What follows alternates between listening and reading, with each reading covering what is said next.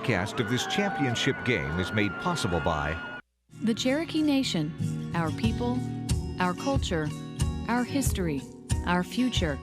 To learn more, go to visitcherokeenation.com and say hello to the Cherokee Nation. The Electric Cooperatives of Arkansas. Over 2,500 team members across 17 local electric distribution co-ops, powering homes, farms, and industries somewhere across Arkansas. We are the Electric Cooperatives of Arkansas.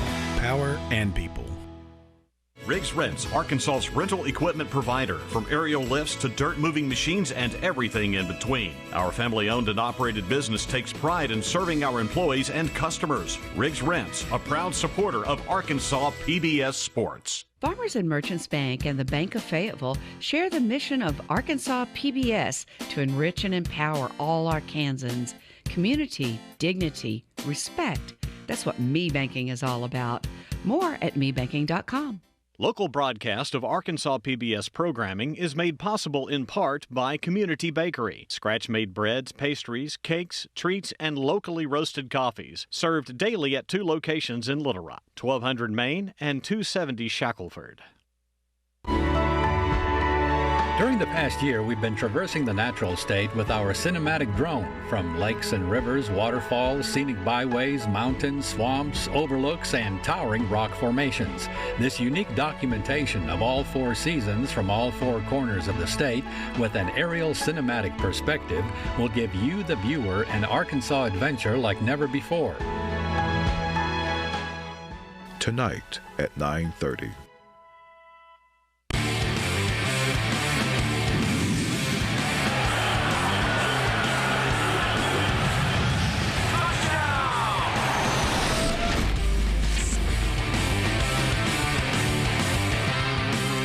It's a rainy day in Little Rock, but that's not going to stop us for the 6A state championship game between the El Dorado Wildcats and the Greenwood Bulldogs here at War Memorial Stadium. Hello, everyone. I'm RJ Hawk alongside Bobby Swafford for today's clash in Class 6A. And, Bobby, we've got us a good one in this one because you've got the team from the South taking on the team from the North, and both are playing outstanding football right now. These may be the 2 hottest teams in regardless of classification in the state of Arkansas. Kind of a slow start. Both of these teams started 2-2 on the season, 1 combined loss. Since that point, these 2 teams are red hot, and they are scoring points in bunches. Well, let's start with the El Dorado Wildcats right now, and it really just runs through their quarterback because their quarterback's kind of a do-it-all guy for them. He runs, he passes, and that's Sharmon Rester, who has thrown for over 3,400 yards this year, 41 touchdowns, has only had 5 interceptions. He's got a completion percentage this year of 63%, but he also does it on the ground with 834 yards and 10 touchdowns. Anytime you've got a quarterback who's got a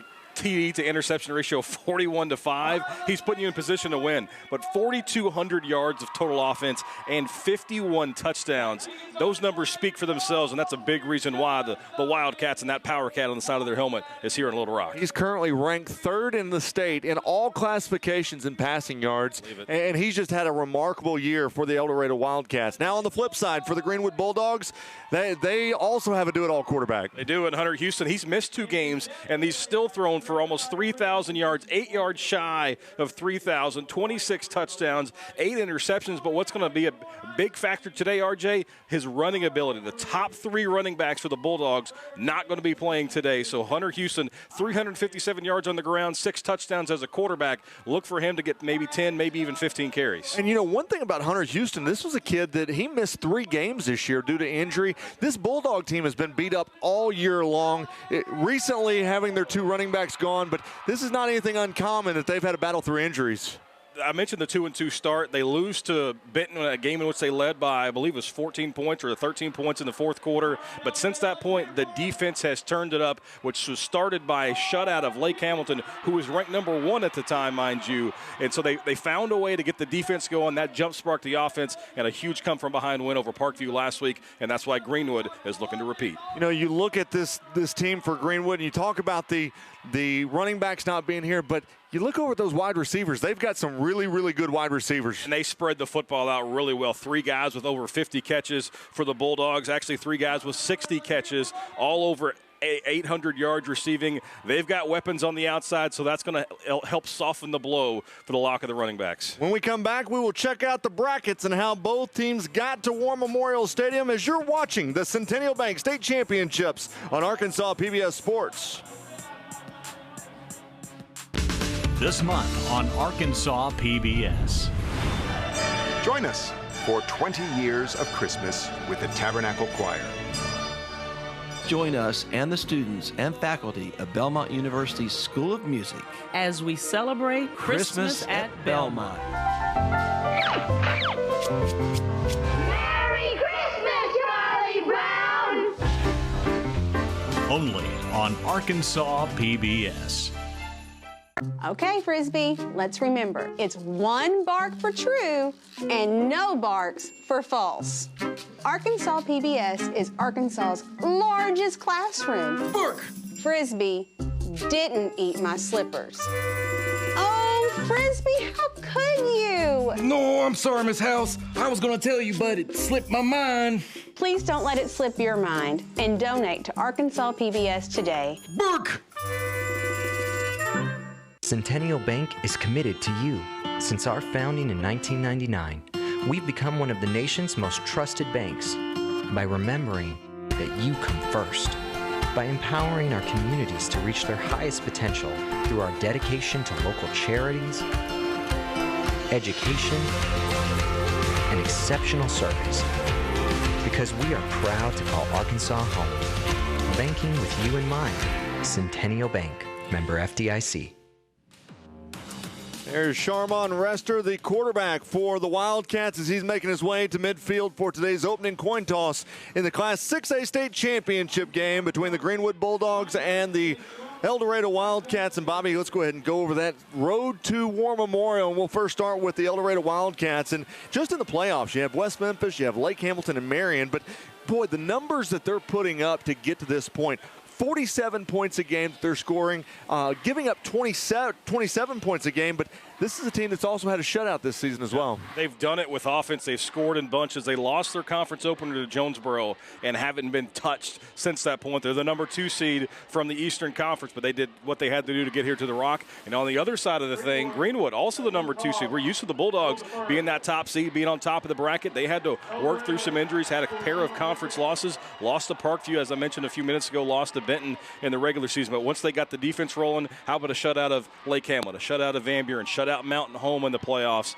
and then took over Parkview last week 45-35, a game in which they trailed by 14 points in the first half, and they rolled over the Patriots. And that's why we've got 2 of the hottest teams in 6A playing for a title. Greenwood won the opening coin toss. They elected to defer, and the Wildcats of El Dorado will have the football to start the ball game. But before we do, let's head down the sidelines and check in with the third member of our broadcast team, Kyle Sutherland, who's on the sidelines. What's up, Kyle? Guys, it's a little wet down here, but ready to go. Like you said, really hot offense with El Dorado, and then a really improved defense since they've gotten more healthy on that side of the ball from Greenwood. And so they're a little beat up. The Bulldogs are on offense, but you don't be surprised. This is one of those 45-40 games, or even more so than that. Kyle, I see you wearing the umbrella down there right now. How's the weather right now here at the stadium? Based on what I'm seeing, it's looking like it's going to pass over, but right now it is a little wet and it's a little cold, but hey, we got football. Let's do it. Looking at the forecast right now, throughout today's ball game, about a 15 to 20% chance of rain. I think all the hard stuff has made its way out,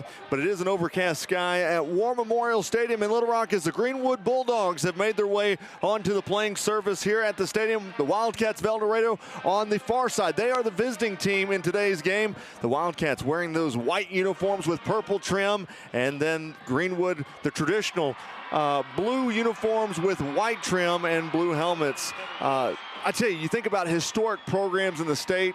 Being in the state championship game, both these teams fit the mold. Yeah, you're talking about a team with El Dorado who's got 9 state championships. Greenwood has got 10 state championships already. Bulldogs going to kick it off. And Kyle mentioned it there. We expect the highest scoring game. Greenwood averaging 480 yards of offense per game. El Dorado, they're a slouch. They're averaging 475. You're talking about almost a combined 900 yards between these two teams. This is going to be a shootout. Ought to be a lot of fun, and both teams have made their way to the playing surface, and we're just about time for football in Arkansas. Your officials today are, your referee will be Colby Berna, center will be Richard Smith, the umpire today is Mark Gray, linesman Mark Johnson. Line judge is Jake Schrum, and your back judge is Sam Richardson. Back deep today for El Dorado, you'll have DeAndre Burns and Jackie Washington. RJ, we talk about it every time you step onto the field, especially in the postseason.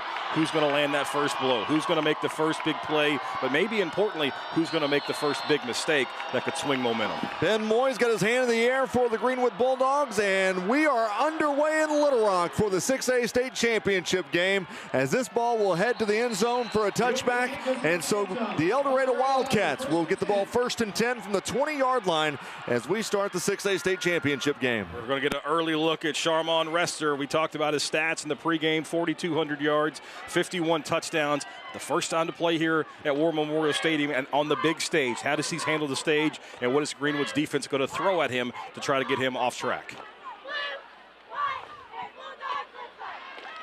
Today's lineup for El Dorado, your wide receivers, DeAndre Burns Jr., 827 yards and 10 touchdowns this year, and Jackie Washington, the other wide receiver, with over 1,000 yards receiving and 15 touchdowns. Sharmon Rester, your quarterback, and Shadarius Plummer is your running back. Here's Rester. Gonna fake the handoff, keep it himself. Spins off a one. Boy, he is a shifty quarterback. But you almost think, Bobby, that it's a little slick out there after all the rain that came through earlier today. Yeah, that looked like a prime opportunity to run the football between the tackles, as Greenwood had just 4 defenders in the box. But you can tell they're collapsing, they're converging from the outside, and they want to make sure they contain Rester. That time they stretch him out and drop him for a yard loss behind the line. 2nd down and 11. Working out of the pistol set for El Dorado. 2 wide receivers in the formation. Rester going to look to throw. Trying to hook up that time with R.J. Thomas, and just underthrew him, and that'll bring up 3rd down. That's a great defensive call there. Lou Honkala kind of on the delayed pressure. Once he saw the quarterback fake and roll back to his right, he was right in the face of Rester, forced an early throw, got in the passing lane, and now it's 3rd and long, a spot that no team wants to be. You talked about it earlier, set the tone for the ball game and figure out how you're going to play this opening drive. It's 3rd down and 11 as Rester's in the shotgun. Fakes the handoff. Looking to throw. Has a man out past the 30-yard line and out of bounds as he's able to pick up the 1st down and steps out of bounds at the 32-yard line. Jackie Washington on the receiving end there. You mentioned his numbers, 1,100 yards. He just gets to the sticks there, turns around. The football's on the spot. As a defensive back, you've got to know they're going to run routes right at the sticks. And that time, the Greenwood defender gave too much cushion. Easy throw and catch and a 1st down, but you can see Washington limping a bit there for the Wildcats. 4 wide receivers in the set. Ball gets away from Rester, and he's able to pounce on it. Went right through his hands. It was a bit high, but it went right through his hands, and that's a big loss for the Wildcats. 11-yard loss all the way back to the 21, RJ, and that's where the slick elements, the conditions come into play there. Just goes, it was a high snap to begin with, goes right through the quarterback's hands, and they're now El Dorado way behind the sticks. 3 wide receivers in the set on the top side. Here's a handoff to Plummer. Plummer's got running room out to the 30-yard line, to the 31-yard line, and that'll get it close to the original marker, and that's going to bring up 3rd down and 11 now for El Dorado. Plummer, 1,100 yards, averages 8.5 yards a carry this season for the El Dorado offense. Shows a little high step on the speed sweep to the outside, able to get back to that close to the original line of scrimmage, and now you've got yourself close to a 3rd and manageable. Rester's in the shotgun with 3 wide receivers to the near side. Looking to throw under pressure. Still on his feet, and they blow the whistle dead. It's going to go as a sack for this Greenwood Bulldog defense back at the 25-yard line. Tyler Crossno, the defensive end, you can see him right there, 42, just won the battle. He runs right around the right tackle. You can see him right there, a little swim move past number 75. He gets his hands on Rester. He's not letting go, and the Greenwood defense converges, and a big stop on the opening drive of the game for the Bulldog defense. So on to punt for the Wildcats is going to be Sharmon Rester. Stick a foot into it, and it'll be fair caught at the 44-yard line. And so that's where Greenwood, they're going to start things off. Aiden Kennan was the the guy that made the fair catch, and we're going to have the Greenwood Bulldogs up now for their first drive of the ball game with great field position for their first drive. Get your breath, RJ, because you're about to watch one of the fastest operating offenses in the state. Greenwood wants to snap the football with 35 seconds on the play clock. They're about to move, and they move in a hurry. Here's a flag down as Hunter Houston is going to run with it out to the 49-yard line, but this penalty flag is going to be against Greenwood as they had two guys in motion as they took that snap. Sometimes you try to get going too fast as an offense, and that's exactly what happened there. Didn't get set. Going to cost Greenwood 5.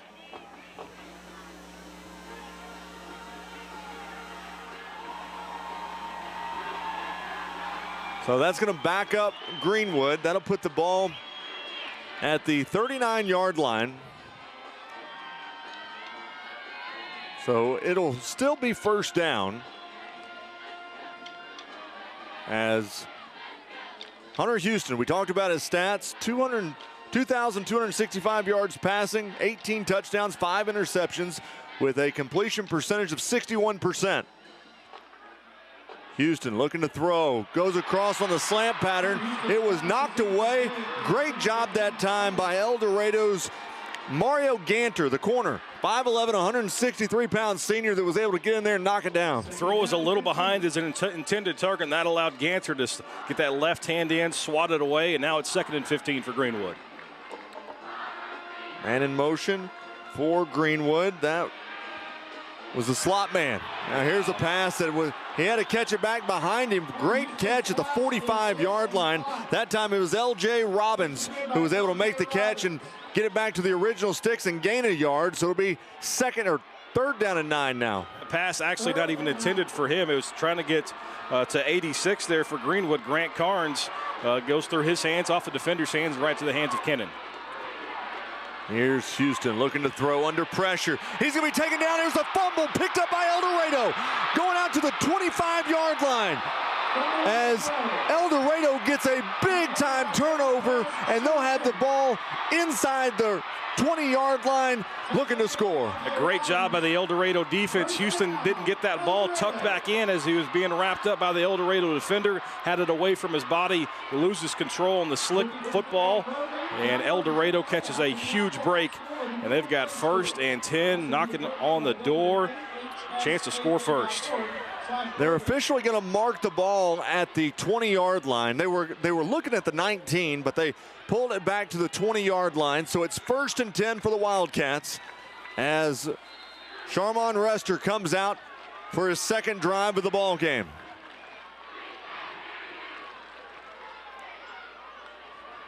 Rester gonna hand it off. Big hole up the middle. Left side goes Plummer, touchdown.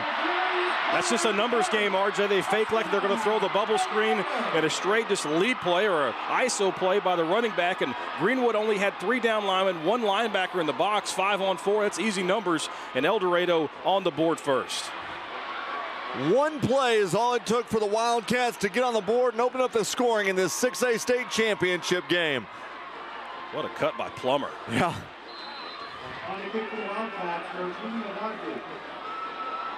So on to kick is Rogemi.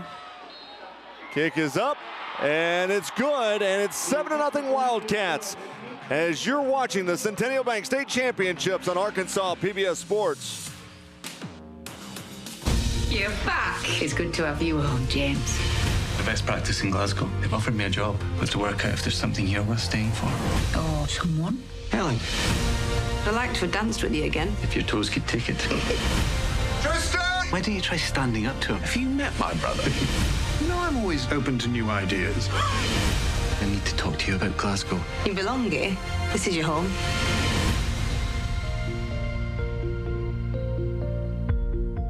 This month in Passport on the PBS video app. I'm on a journey to find holiday traditions that speak to me and my family. This is a celebration of the life. I'm Rick Steves. Join me. We'll see what 17th century financiers did with their mega riches. Don't slap it. What did it do to you? Join Bridget, Julia, and the rest of the America's Test Kitchen gang. These and other shows from Arkansas PBS are available with Passport on the PBS video app. Arkansas PBS makes it super easy to give. You can even set it up to make an automatic gift every month. Well, El Dorado strikes first in this 6A state championship game. One play, 20 yards, took only 6 seconds, and they lead it 7-0 over the Greenwood Bulldogs.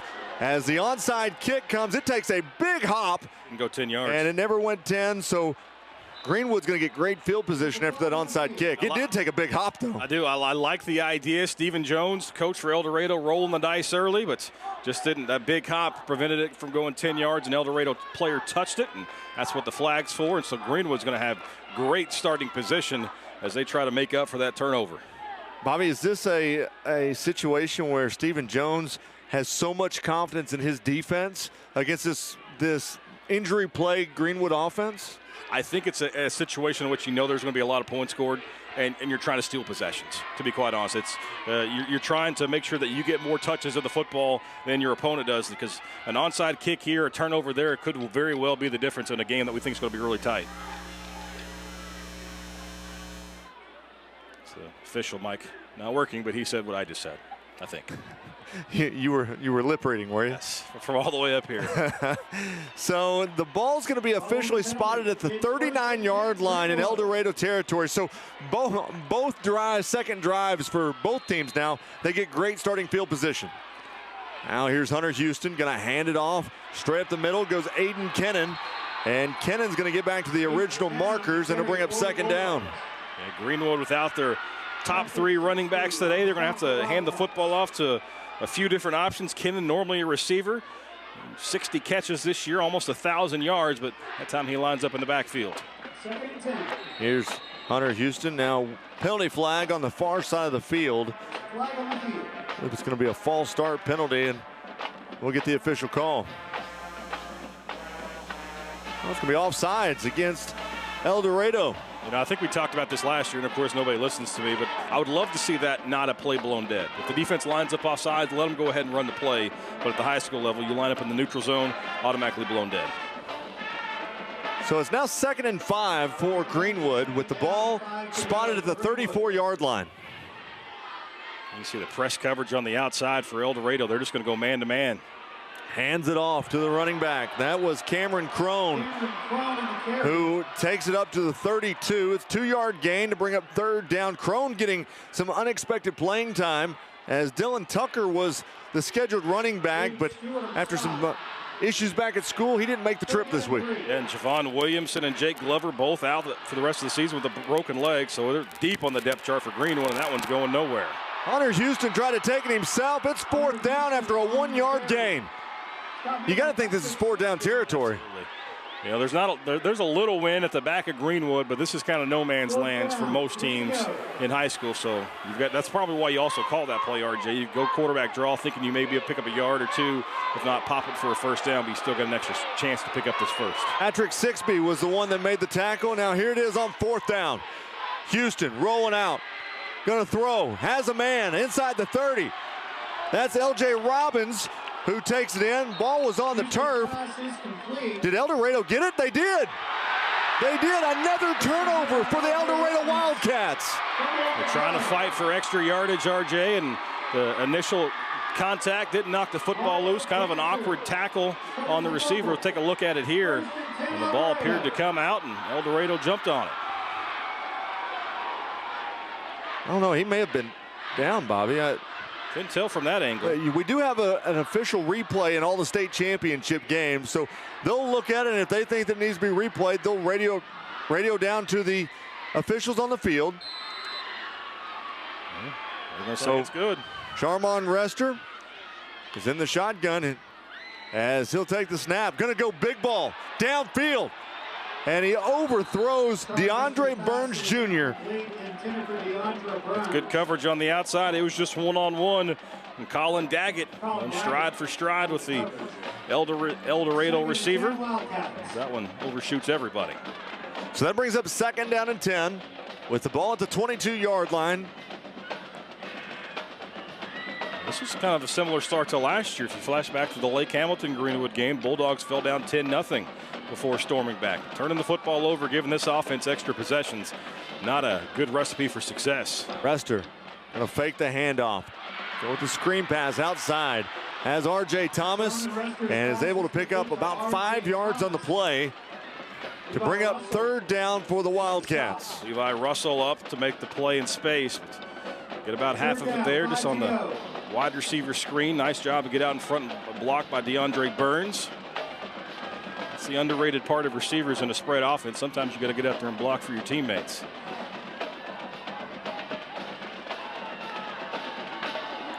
Rester gonna hand it off to Plummer. Plummer goes right side, takes it out to the 30-yard line, picks up a couple, and that brings up 4th down. Nice job by Parker Gill, number 15, to come down the line to track down Plummer from behind. That easily could have been enough yardage for 1st down, but you're going to see Gill here comes directly down the line, makes the play from behind. That's exactly how you teach the technique of a defensive end to play that option read. El Dorado's going to go for it on 4th down. Ball's at the 30. They got to pick up 2 yards for the 1st. Rester's in the shotgun with 4 wide receivers in the formation. And we've got a whistle and a false start as jumping before the snap was Jackie Washington, and that'll back him up 5 yards. Yeah, that's the last thing you want. If you're El Dorado, you think you're going to roll the dice again, go for it, and one of your receivers jumps off sides with nowhere to go. That was a dummy call going with the hard count. And one of your receivers jumps off sides, and if you're Stephen Jones when he comes to the sideline, the first question you ask, where are you going? Yeah. You haven't been called to play yet. So on to punt for El Dorado is Sharmon Rester. Back deep is Aiden Kennan. End over end kick. It's fair caught at the 38-yard line.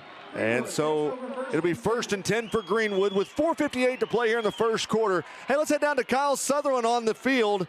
Kyle, I know that the weather conditions have lightened up a little bit, but what are you seeing on the Greenwood sideline? Well, they're still keeping positive thoughts for sure, but overall, guys, this is exactly the opposite of what we thought it was going to be. We thought by now it might be, 21-all or something like that, but El Dorado stepping up. They've definitely got the momentum right now on both sides of the ball.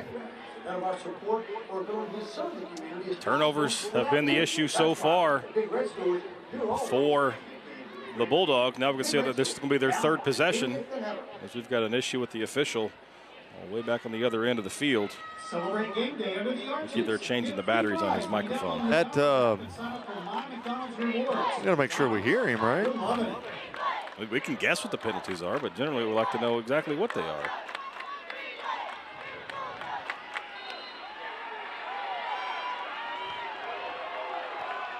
First and 10 as Hunter Houston is going to throw downfield. And we've got a penalty marker down as Aiden Kennan was taken to the ground. And we'll get the official call.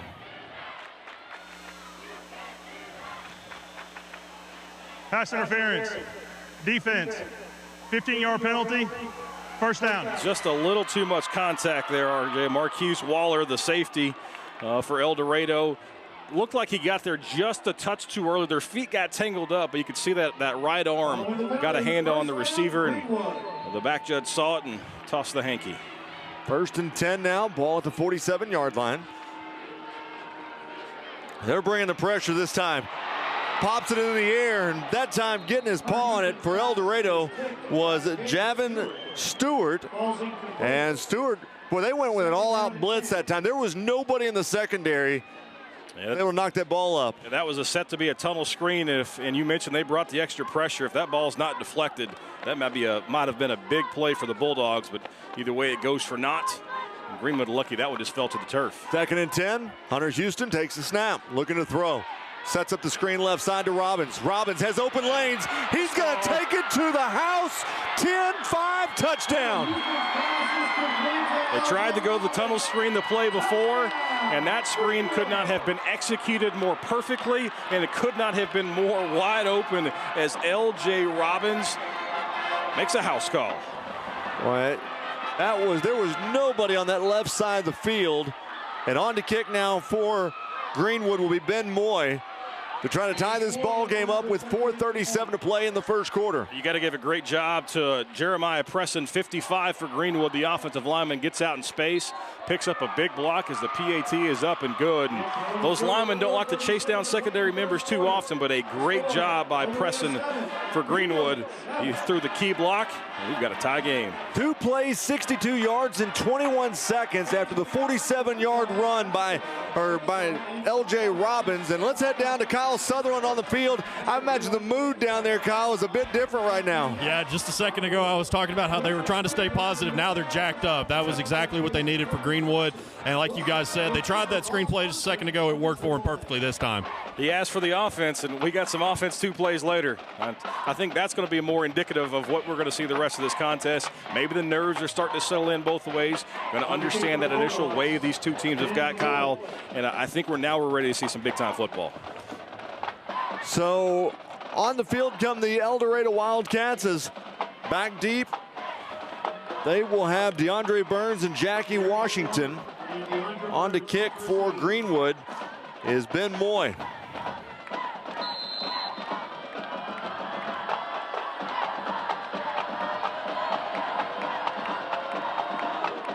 Puts a foot into it, end over and kick. That's going to sail into the end zone for a touchback. Boy, he's got a big leg, doesn't he? Such a weapon. So few high schools have the luxury of having a kicker who can put it into the end zone. But when you've got a guy with a leg like Greenwood does, and you don't have to worry about the big play on special teams, that makes life so much easier for a coach.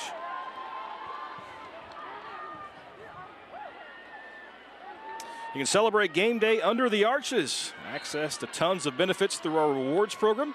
It's available today on the McDonald's app. RJ, we're loving it. I do love it. I love this how this 6A game's going right now. We've got a tie ball game between El Dorado and Greenwood. Sharmon Rester is in the shotgun with a back to his left. That's Plummer with 4 wide receivers in the set.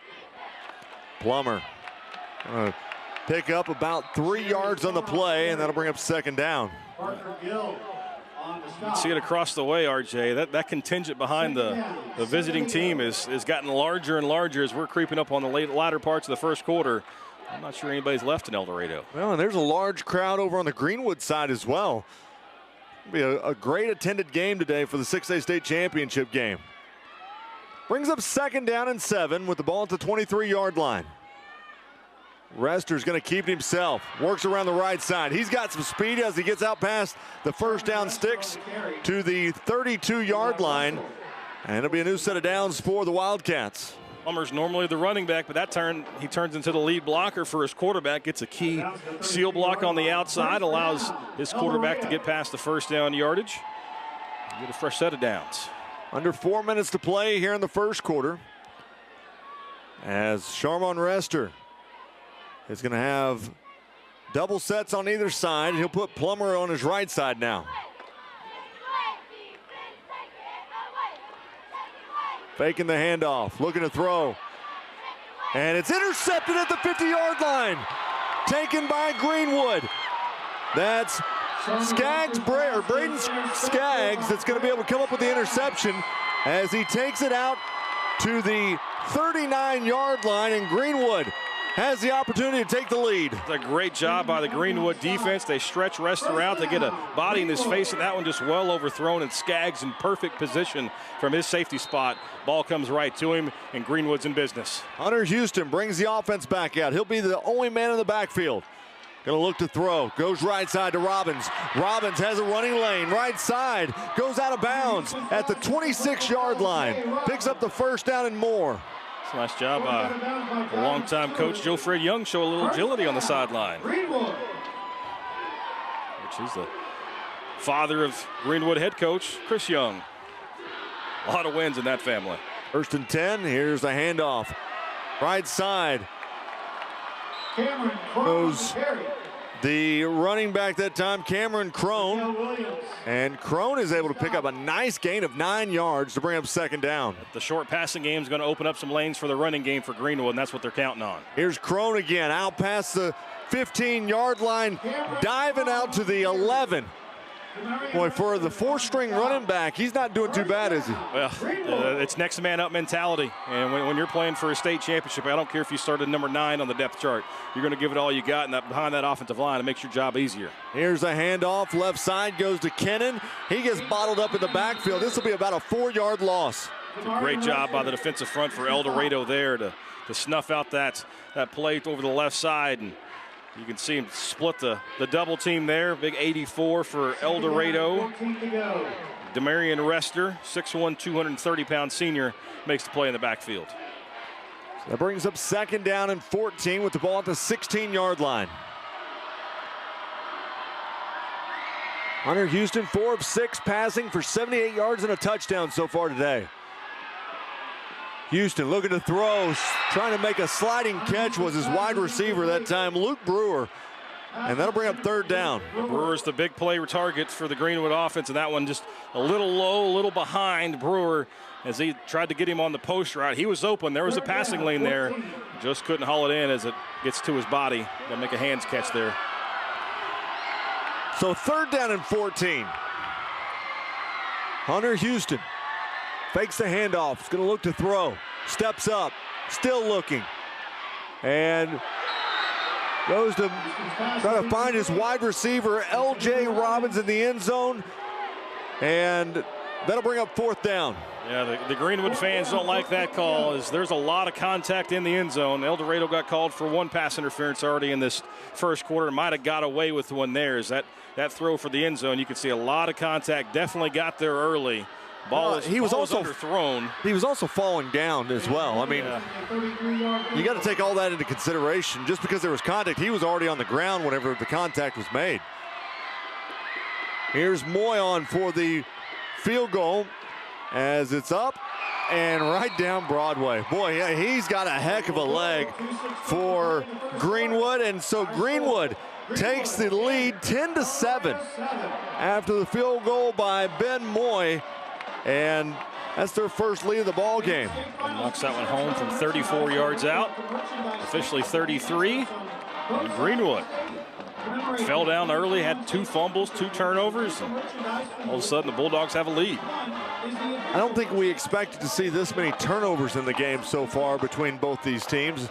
You know, usually you think of these two teams as teams that are very fundamentally sound, and you don't see a lot of turnovers, but you've seen a couple from Greenwood, saw 1 from El Dorado so far. Yeah, you know, Chris Young actually said it best on the conference call earlier this week.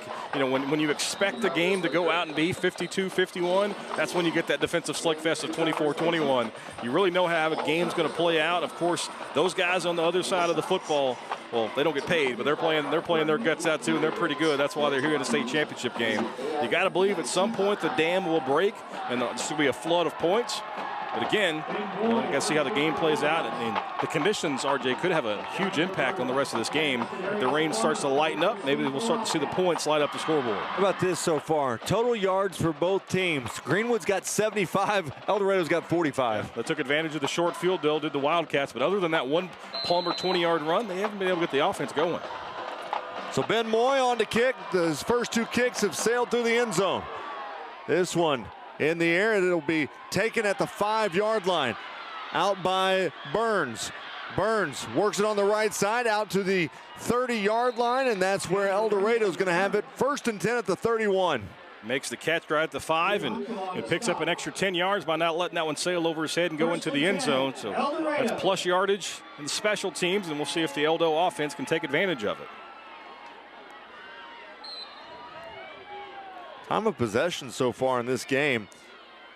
El Dorado's had it for 5 minutes and 11 seconds. Greenwood's had it for 3 minutes and 3 seconds. Had 4 possessions already. Yeah. Greenwood. Sharmon Rester brings a man in motion. Gonna hand it to him. Brings it near side. That's DeAndre Burns who gets swallowed up in the backfield. He'll lose yards on the play as the ball goes to the 29-yard line. It's a loss of 2 yards on the play. Colt Owenby does a great job just kind of mirroring that speed sweep. He keeps outside leverage, and you can see him swoop in here and chop down the rusher. It's a great open field tackle by Owenby, and again puts El Dorado behind the sticks. 2nd down and 12, ball at the 29.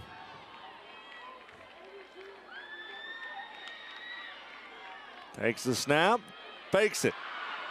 Going to keep it himself as he's going to pick up about 5 yards on the play as they'll take it out to the 35-yard line. You know, one thing I've noticed, RJ, with the option read, there's been a lot of contact between Rester and his running back. They're not necessarily running into each other, but it's not a clean exchange. You see them here. The running back didn't necessarily let him just pull the football out easily. So it slows you down for a half a tick and allows the defense to converge. Officially a 6-yard gain. It's 3rd down and 6.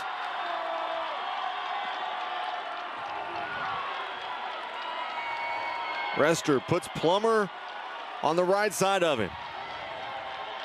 Going to take it himself. Works around a block. Gets the first down. Out to the 45. And it'll be taken down at the 47-yard line. That's a great job by Plummer, the lead blocker. We saw him earlier in this quarter get a lead block and a first down. He actually doesn't have outside leverage, number 10 at the top of your screen, but look at what he does. He's able to seal off 21 for Greenwood, Honkala, and that allows his quarterback to get first down yardage.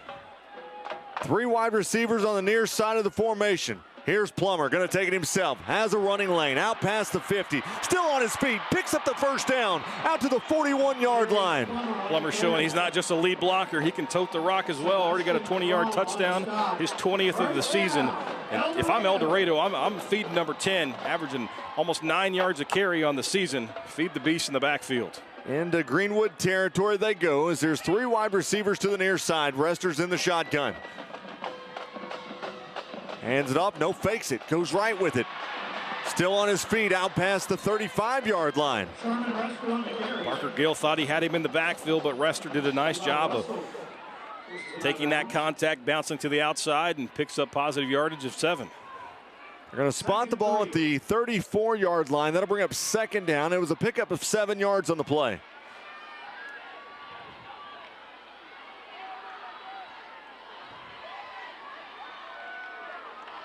Rester looking to throw. And just throws it to the feet of Jackie Washington. I don't think that play went exactly like they wanted to because Plummer actually left a little bit early and he went right and there was just nobody anywhere that he wanted to go to. The eyes of the defense was supposed to follow the running back to the right, and this is tunnel screen set back up to the left of the offense, but Greenwood had the defender standing right in the passing lane. Smart play by Rester to just bury the football at the feet of his lineman and live to fight on another down. Because if he throws that tunnel screen, RJ, that's a pick. Yeah. 3rd down and 3. Going to keep it himself. Picks up the first down. Out to the 25. Gets taken down at the 23-yard line. Anytime they go 3rd and short, they're relying on their quarterback Rester as the first quarter expires. El Dorado's knocking on the door of the red zone. And that's going to do it for the first quarter. Greenwood, they lead El Dorado 10-7, and you're watching the Centennial Bank State Football Championships on Arkansas PBS Sports.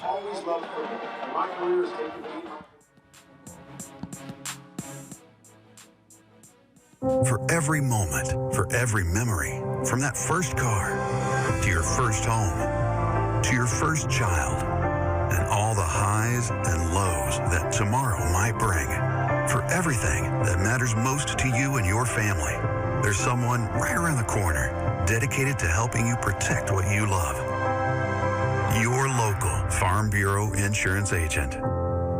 Farm Bureau Insurance. Real service, real people. Broadcast of this championship game is made possible by the Cherokee Nation, our people, our culture, our history, our future. To learn more, go to visitcherokeenation.com and say hello to the Cherokee Nation. The Electric Cooperatives of Arkansas. Over 2,500 team members across 17 local electric distribution co-ops, powering homes, farms, and industries somewhere across Arkansas. We are the Electric Cooperatives of Arkansas. Power and people.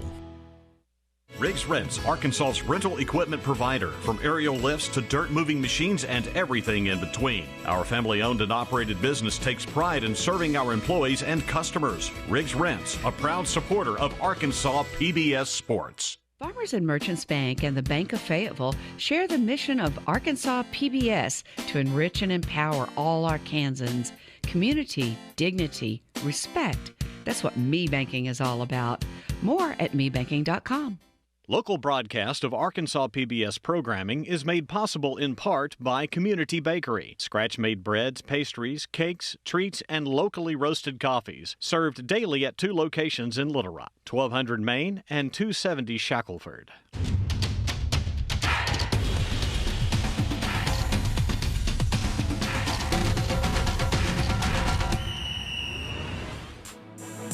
Arkansas PBS offers all the football games and more on demand starting next week. Just go to youtube.com/Arkansas PBS. We start the second quarter, 10-7. Greenwood leads El Dorado as El Dorado's got it at the 23-yard line. Here's Rester with the football. Out to the 20-yard line, and he'll pick up 4 yards on the play. They're just relying on the legs of the quarterback. That's his 8th rushing attempt. Got about 41 yards now for the quarterback for El Dorado. So he's got the huge passing numbers on the season, but when the offense has been clicking today, it's been on the ground with the quarterback. Here's the thing. Sharmon Rester has run for 834 yards on the season. I mean, he's almost a 1,000-yard rusher as a quarterback. Rester looking to throw. Still looking. Goes to the end zone. Had a man for a brief moment and let him too far. That time trying to hook up with R.J. Thomas. He had enough time, and finally his protection started to break down. Parker Gill was right in his face, and he was kind of leaning towards the sideline. Wasn't able to step into that throw. As you're going to watch the footwork here, he kind of steps away, can't get his body into it, can't get squared up, and that ball kind of sails on him and leads his receiver too much. So that brings up 3rd down and 7 with the ball at the 20-yard line.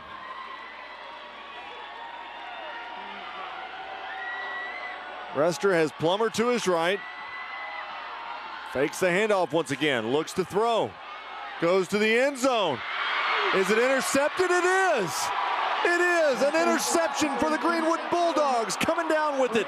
That time it was once again Braden Skaggs with his 2nd interception of the ball game. What a great job by Skaggs to make a play on the football. It was a little bit underthrown. It kind of held up in the wind just a touch, and that gave Skaggs time to adjust to the football in the air and makes a great play. Overpowers the El Dorado defender, and here's a great look at it. Has great position, and he just wins the hand fight for it. And what a defensive stop for the Bulldogs in the red zone. 2nd interception for Skaggs, and now Greenwood, has a 1st and 10 with the ball at the 20-yard line. They're going to go with 4 wide receivers in the set. Houston looks to throw, overthrows his intended target that time as he was trying to hook up with Aiden Kennan. That pressure just got to his face right away. It looked like Jaron Stewart, 6 foot, 222-pound linebacker for El Dorado, came in, just blew up the running back, which was the personal protector for the quarterback rolling right, and Houston had to unload that one before he was ready. That's a big frame coming off the edge. So they'll put 3 wide receivers in the formation on the top side. Houston, inside tunnel screen, and this is intercepted. This time the big defensive lineman for El Dorado was able to come up with it. Josh Hill, the 5'11", 272-pounder, was able to get an interception. That's a great job of recognizing the tunnel screen was coming. El Dorado's defense was all over that. And Greenwood's built their offense on this quick passing game with a great defensive play. And again, that was number 15 who made the deflection, Stewart. He saw it coming, read it perfectly, got a hand on it, and allowed his big defensive lineman to come in and make the pick. So it's 1st and 10 for the El Dorado Wildcats now. Back and forth we go. This has turned into a defensive battle for both these schools. They're going to go 4 wide in the formation. Plummer's going to be offset right of Rester. 3 turnovers already for the Bulldogs offense. And I hand it off to Plummer. Off the left side, inside the 10, inside the 5. Going for the pylon, and he'll be taken out of bounds at the 1. We've seen Rester just keep the ball so many times on that option read. They finally hand it to Plummer. Going down the left side, gets a couple key blocks from his receivers. And El Dorado now at the 2. Got a chance to take the lead. Ball spotted at the 2. It's 1st and goal. 4 wide receivers stacked on either side. Plummer right behind Rester. Gonna hand it off. straight up the middle. Touchdown, Wildcats. That's just straight ahead. Plummer, touchdown number 21 on the season, number 2 today. And El Dorado weathered that storm from Greenwood. Their defense got them a short field, and they take advantage of that short field for the second time already in this first half. Wildcats take a 13-10 lead on the Greenwood Bulldogs with 10:40 to play here in the first half.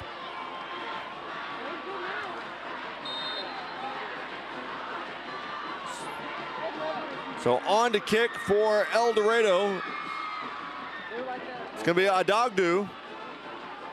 And it's blocked. The extra point is blocked. And with that, it's a 3-point game, 13-10, with 10:40 to play here in the first half. As you're watching the Centennial Bank State Football Championships on Arkansas PBS Sports. Hi, I'm Susie Everett, wishing you and your family a Merry Christmas and Happy Holiday Season. With our busy lives today, we often forget the greatest gift of Christmas. For unto you is born this day in the city of David a Savior, which is Christ the Lord. I hope all of us will take the time and share the love of Christ this season. May your holidays be filled with joy and blessings. Merry Christmas and Happy New Year from all of us at Everett. Isn't there anyone who knows what Christmas is all about? We need a Christmas tree. A great, big, shiny aluminum Christmas tree. That's what Christmas is all about, Charlie Brown. Merry Christmas, Charlie Brown!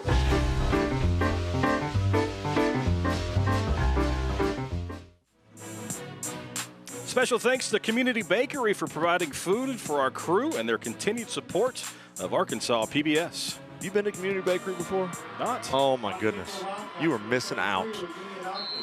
On to kick for El Dorado is Adogdu. Trickeration on the kickoff.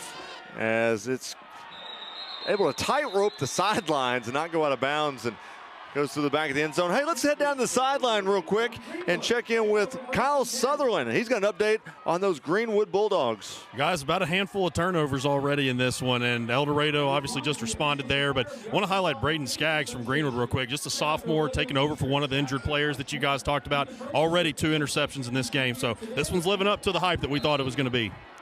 Thank you, Kyle. Here's Houston throwing out right side to L.J. Robbins, and he'll go out of bounds and pick up a nice gain of 6 yards on the play as they take it out to the 26-yard line.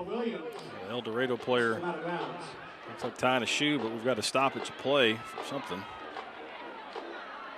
Looks like they're making 25 for El Dorado leave the game. That's Raquel Williams. If he's got blood or if the helmet might have came off. He looks to be fine.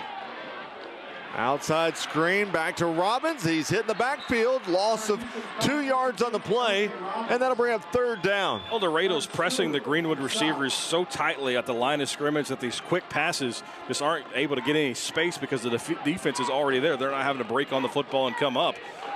They're just smothering the receivers at the line of scrimmage. 3rd down and 5. Ball at the 25-yard line. Brewers manned up one-on-one on the top of your screen. No safety help in this formation, and now we've got a El Dorado Wildcat, Patrick Sixby, who jumped off sides, and that'll be a free 5 yards for Greenwood.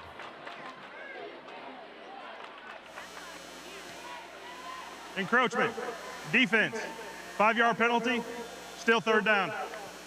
That's going to be really close to a 1st down. 3rd and a piece of paper. Or they do it as they do in the NFL, the index card. Actually, I mean, if the ball's touching the 30, it should be a 1st down because it was a touchback on the kickoff. That's what I was thinking. Well, that should be a 1st down. I think that's what Greenwood coach Chris Young's saying. He's saying the same thing you are, is if the ball were to go up to the 30, that would be a 1st down at that point. It's almost a semantics thing on where you put the ball down, but if you go a true 5 yards, you would think that it'd be a 1st down. Yep. So if the ball was touching the 25 previously, Of course, it's been moved since that, but if the ball was touching the 25 before the penalty, it should be a first down. It looks like it's just an inch or three shy of that 30-yard line. Al, can you see where the ball is laying right now as far as whether or not it should be a first down? Since our training in 1999, I don't think Kyle heard us, but either way, I mean, it's it looks like the officials are gonna say it's third down. So third down and inches. There's Gene Steratore in that index card when you need it. Yeah, I know, right?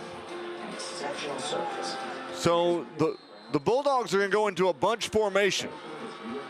Gonna hand it off, and he'll be swarmed in the backfield. They're going to say it's right at the line of scrimmage. He got a forward progress, but once again, it's going to depend on which official marks it. And the Greenwood offensive lineman slow to get up, and he might not have gotten there. Well, based on where the spot is now, Bobby, that looks like it's less than where it was before. They're going to say he lost a half an inch. Yeah. So now it's decision time for Greenwood. You think that you can trust your offensive line to get that next extra 6 inches, but El Dorado did a great job defensively to shut it down there. And this is a big decision with 9:39 left here in the first half. It's easy to make this call. If we're sitting up here in the booth, you're sitting at a pizza joint in Fayetteville watching this game in Jonesboro, doesn't matter. But if you're Greenwood, I think I probably trust my offensive line. I know Kyle is standing right there at the 30-yard line. Kyle, how close is that? Clock. 9-4. It's very close, guys. I really think that was probably the good spot. I couldn't really see because there was a pile in front of me there, but it seems to me like they made the right call. The injured player for Greenwood that time was Hayden Leonard, the offensive lineman. We'll get an injury update here momentarily. 4th down and inches. Houston going to take it himself. He's going to get across the 30-yard line and pick up the first down. Boy, that was a bit scary for the Bulldogs there for a minute. You know, it's 15, 20 years ago, everybody lines up under center. It's an automatic quarterback sneak on pressure. Yeah. Now you line up in the shotgun. You've got to run forward 5 yards. Nice job by Houston to move the chains. Here's Houston looking to throw. Gets away from one defender, and he'll be sacked in the backfield. That time, taking him down for the El Dorado Wildcats was Jyren Stewart. We've called his name a bunch already in the first 15 minutes of this game. 15 in white and purple are making plays all over the field. He made the deflection on the interception. This time he tracks down Houston and gets the sack. 6-yard loss. It brings up 2nd down and 16. Houston looking to throw. Avoids one tackler. Throws it downfield, and it's way out of the reach of L.J. Robbins. And that brings up 3rd down and 16 now. Stewart again came untouched from the left side of the offense, and Houston has to run for his life. Avoids Stewart in the backfield, but had to throw that one away, and now it's 3rd and long for Greenwood. You have to locate 15 and find out where he's lined up, because he's wreaking havoc for Greenwood's offense right now. 5 wide receivers in the formation. Houston looking to throw. Has a man, it's off his fingertips. That time it goes off the fingertips of his wide receiver, Grant Carnes. Carnes, just a freshman. They brought him up at the end of the junior high season and had a great route. He was wide open on the near side, had plenty of real estate to pick up a first down, but just didn't secure the catch. And Greenwood sends out the punt team. So back deep for El Dorado on the punt return. You're going to have DeAndre Burns as well as Terenzo Dunn. Nice punt. Going to be taken by Burns. Works it up past the 45 to the 49-yard line.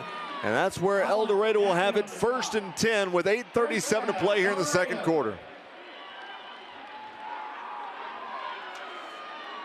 Don't forget, coming up at the half, we got the Arkansas PBS halftime show with David Basil.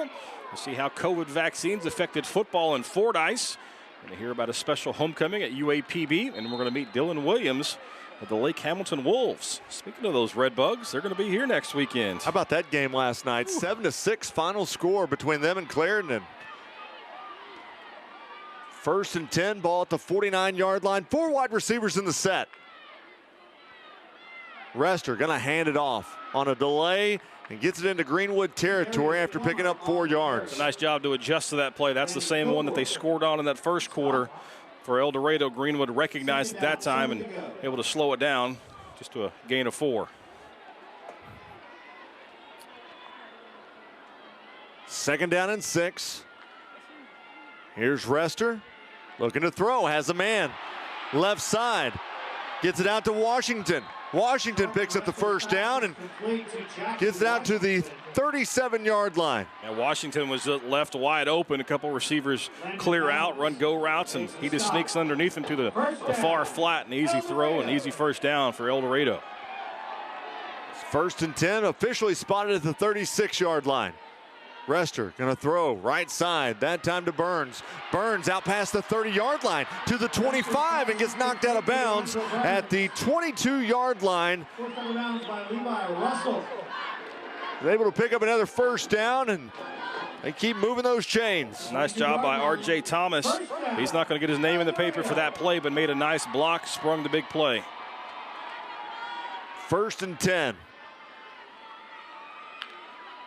Rester takes the shotgun snap, now going to keep it himself. Straight up the middle. Penalty flags down back at the 21-yard line. And look at that pile. Rester just kept his feet going all the way out to the 11-yard line. Have to check the flag, though. This one may be coming back. Didn't know if it comes in from behind the play. It's going to be a hold.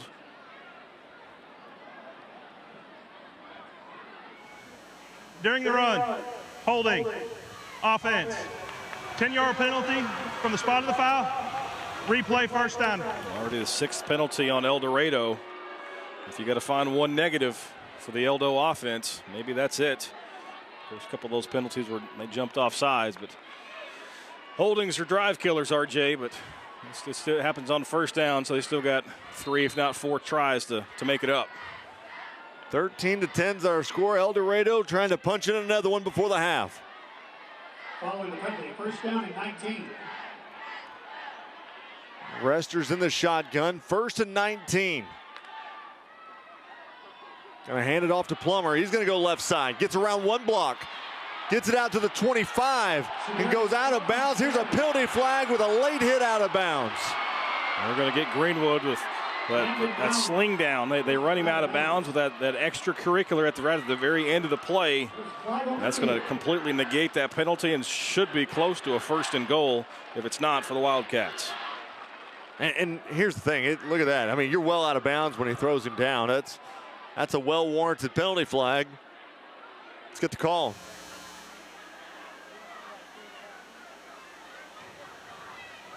After the play was over, personal foul. Late hit out of bounds. Defense. Half the distance to the goal. First down. It's a big, big penalty, Bobby, as that'll take the ball all the way down to the 11-yard line. Moves it just inside the 12. And you mentioned our Jets.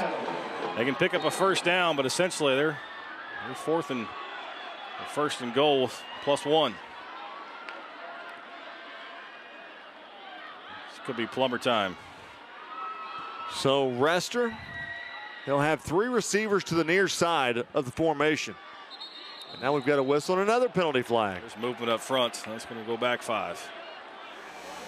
Prior to the snap, false start, offense. 5-yard penalty, still first down. The pace of the game is definitely slowed significantly. El Dorado's doubled up Greenwood in total yards. They held the Bulldogs to -5 compared to the 104 on the ground for the Wildcats. And I think, though, that you didn't expect a huge running game out of Greenwood. No. I mean, based on all the injuries that they've had, and you just didn't come into this game going, well, Greenwood's just going to run the ball just a whole lot. We talked about the 3 players that they're missing. That's 1,600 yards and 29 touchdowns. Here's Rester. Penalty flags down. Rester's going to run with it. Going to work around defenders. And he'll be taken down inside the 10-yard line and around the 7, but hold everything because that's probably going to come back. As an offensive lineman, you'll argue that you never hold, but when 2 officials throw a flag at you, you probably did. Yeah. During the run, holding, offense. 10-yard penalty from the spot of the foul. Replay first down. And here's the thing, Bobby. Like, I know you are a defender of offensive linemen. I am. But when you go and grab the inside part of that shoulder pad and it is up around his chin, no, it's not. Not when you go off the. If you stay on the outside, but when you start wrapping this guy up, that's. As an offensive lineman, you live by one adage: if you're not cheating, you're not trying. Oh. Do everything you can to win the block. Rester gonna hand it off to Plummer. He's got a big running lane inside the 20, inside the 15, down to the 6-yard line. He'll fall forward at the 5, and that's a big time run by Plummer. Everybody thinks it's going to be passed. It's 2nd and 29, and they go draw play. Huge hole up the middle. Great job by that offensive line to seal it, and Plummer does the rest, and now they've got a chance to convert. 2nd and 3. Plummer gets hit in the backfield. Drop for a 1-yard loss, and that'll bring up 3rd down. Owenby just came down the line. He recognized that. He had number 10 dead set in the crosshairs, and he makes the play in the backfield. So a couple times now we've seen Greenwood come down the line perfectly and make a play on Plummer. El Dorado can still get a 1st down if they get the ball to the 1-yard line. 3rd down and 4. Ball at the 6-yard line.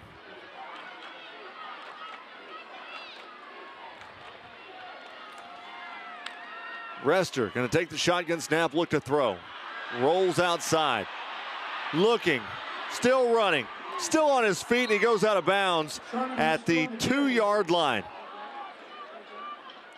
So it's a 3-yard run. It'll bring up 4th down and 1. Bobby, put your coach hat on. What are you going to do right here? The most important thing is El Dorado can get a 1st down without scoring. Yeah. And so that's the big thing. And what this been on 3rd and short and 4th and short all day has been Rester running the football. I think this is probably going to be an option read of some sort, if not the lead play, where they get Plummer out in front on the perimeter to block for his quarterback. But I expect number 1 and White to keep the football. 4th and 1, ball at the 2.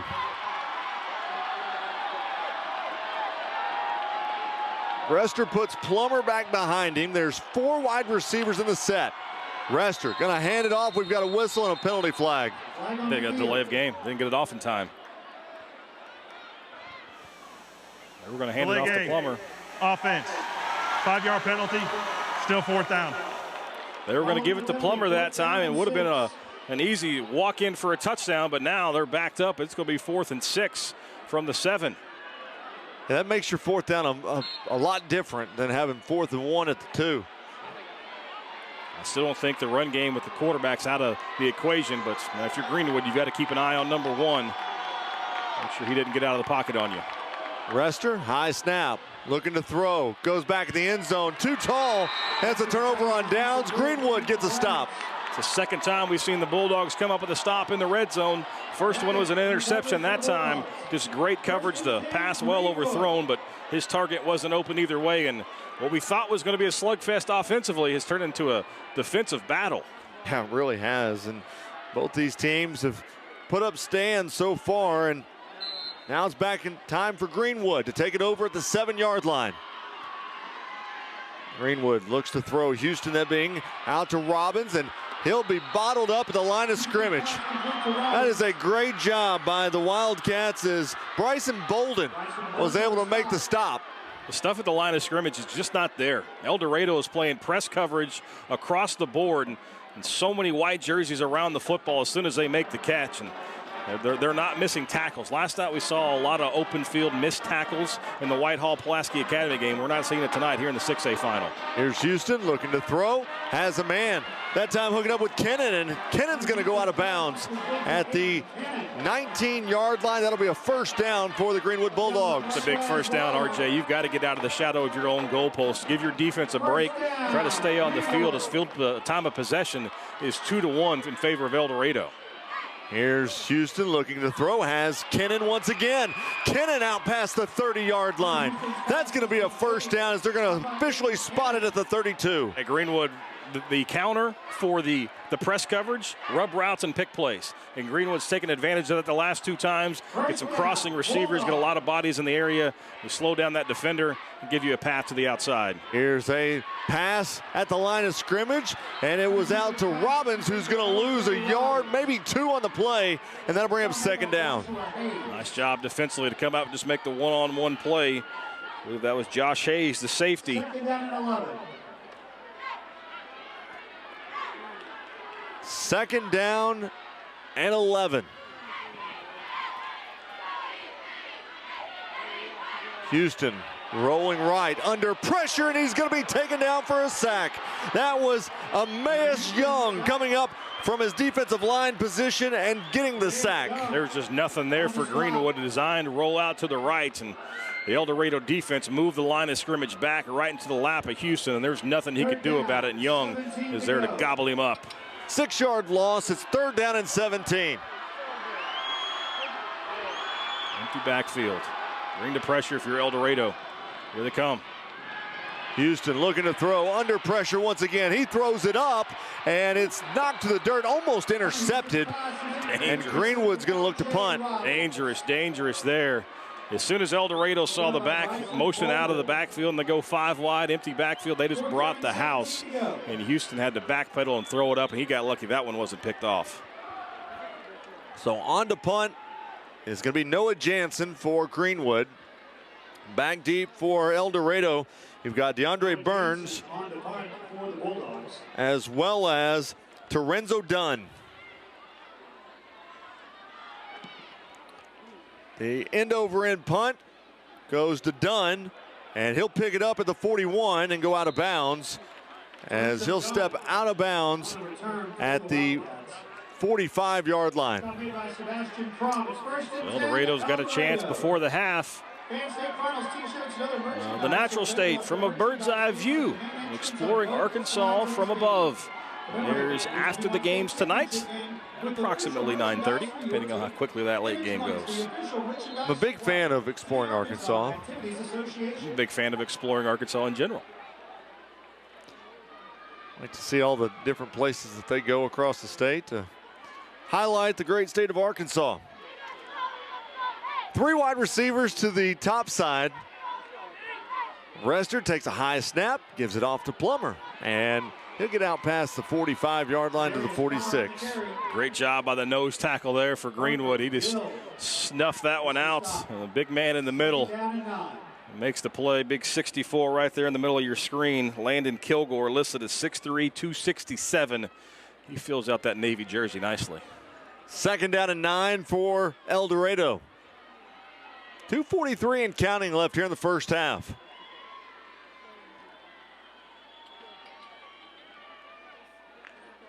Rester going to look to throw and trying to hook up that time with his wide receiver Jackie Washington, and that'll bring up 3rd down. I don't know if Washington's completely healthy. We saw him limping in the first quarter there. Wasn't able to push off and make a play on that bubble screen. I have to check on him, see if he's 100%. Now you got to be careful here if you're El Dorado on an incomplete pass or a quick 3 and out. You give Greenwood a chance to score before the half. 3rd down and 9.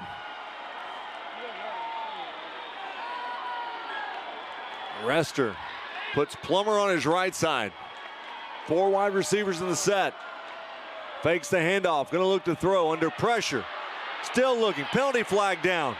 Going to throw downfield, and it's almost intercepted. Tyler Crosno made that play a nightmare for the defensive end for Greenwood. 42 comes with the rip move on the bottom of your screen, and I believe the hold was going to be against him. Crosno forced the quarterback out of the pocket, and if this is a hold, Greenwood will decline it and maybe take a 4th down. Holding.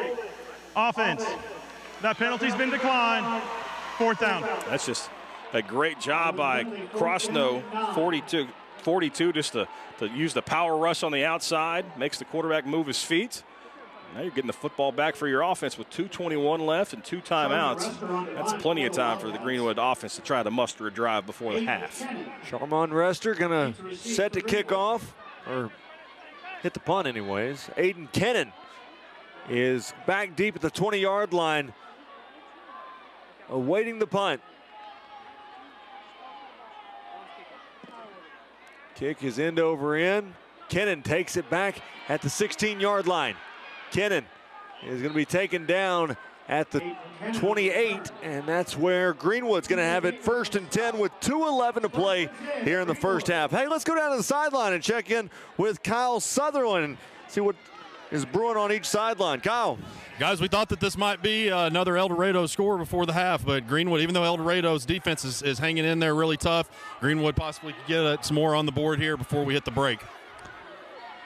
Here's a snap. Houston under pressure, gets away from one, can't get away from the other. As coming up with a sack for the El Dorado Wildcats was Demarion Rester, the 6'1", 229-pound defensive lineman. El Dorado's just got rushers just coming unblocked.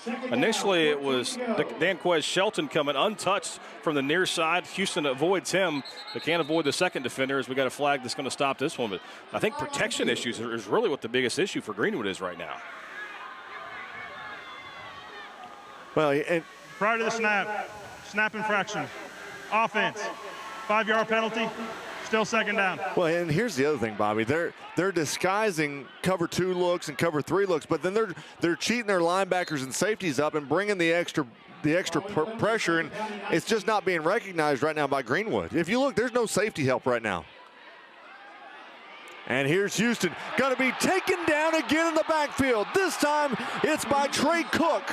There's no disguising there. Trey Cook just overpowered the left side of that offensive line and gets in the play and takes down Houston. So it's a little slow to get up, but what a powerful rush move there by Cook. And now El Dorado is going to take a timeout defensively to try to get the offense back for the ball for them. Well, I don't know if Houston is okay. He's kind of, if you look at him, he's got his head down and he looks like he may have gotten a little beat up on that play. If you're interested in what's next in our great Arkansas PBS lineup after the state football finals, all you got to do is visit myarpbs.org/schedule to see what's coming up and set program reminders. 1:30 to play here in the second quarter. Good shot right there of the Greenwood huddle is they've got a big 3rd down and 27.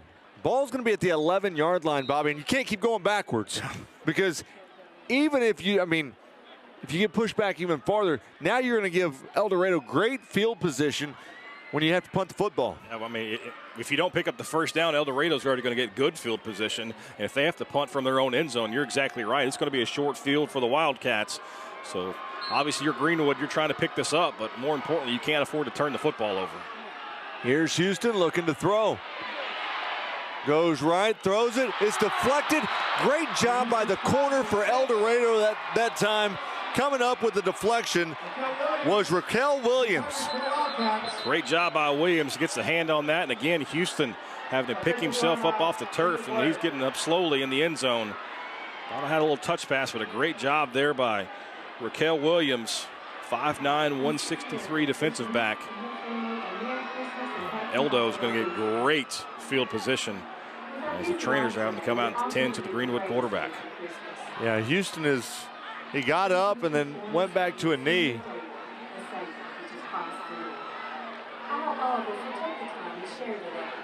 That would be a big blow to this Greenwood Bulldog team if he can't continue to go.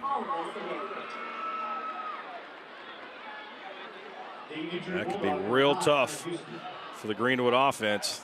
They were slow going early in the season when he was out. That would be a tough break for the Bulldogs. And halftime probably can't get here soon enough for those guys in navy and white.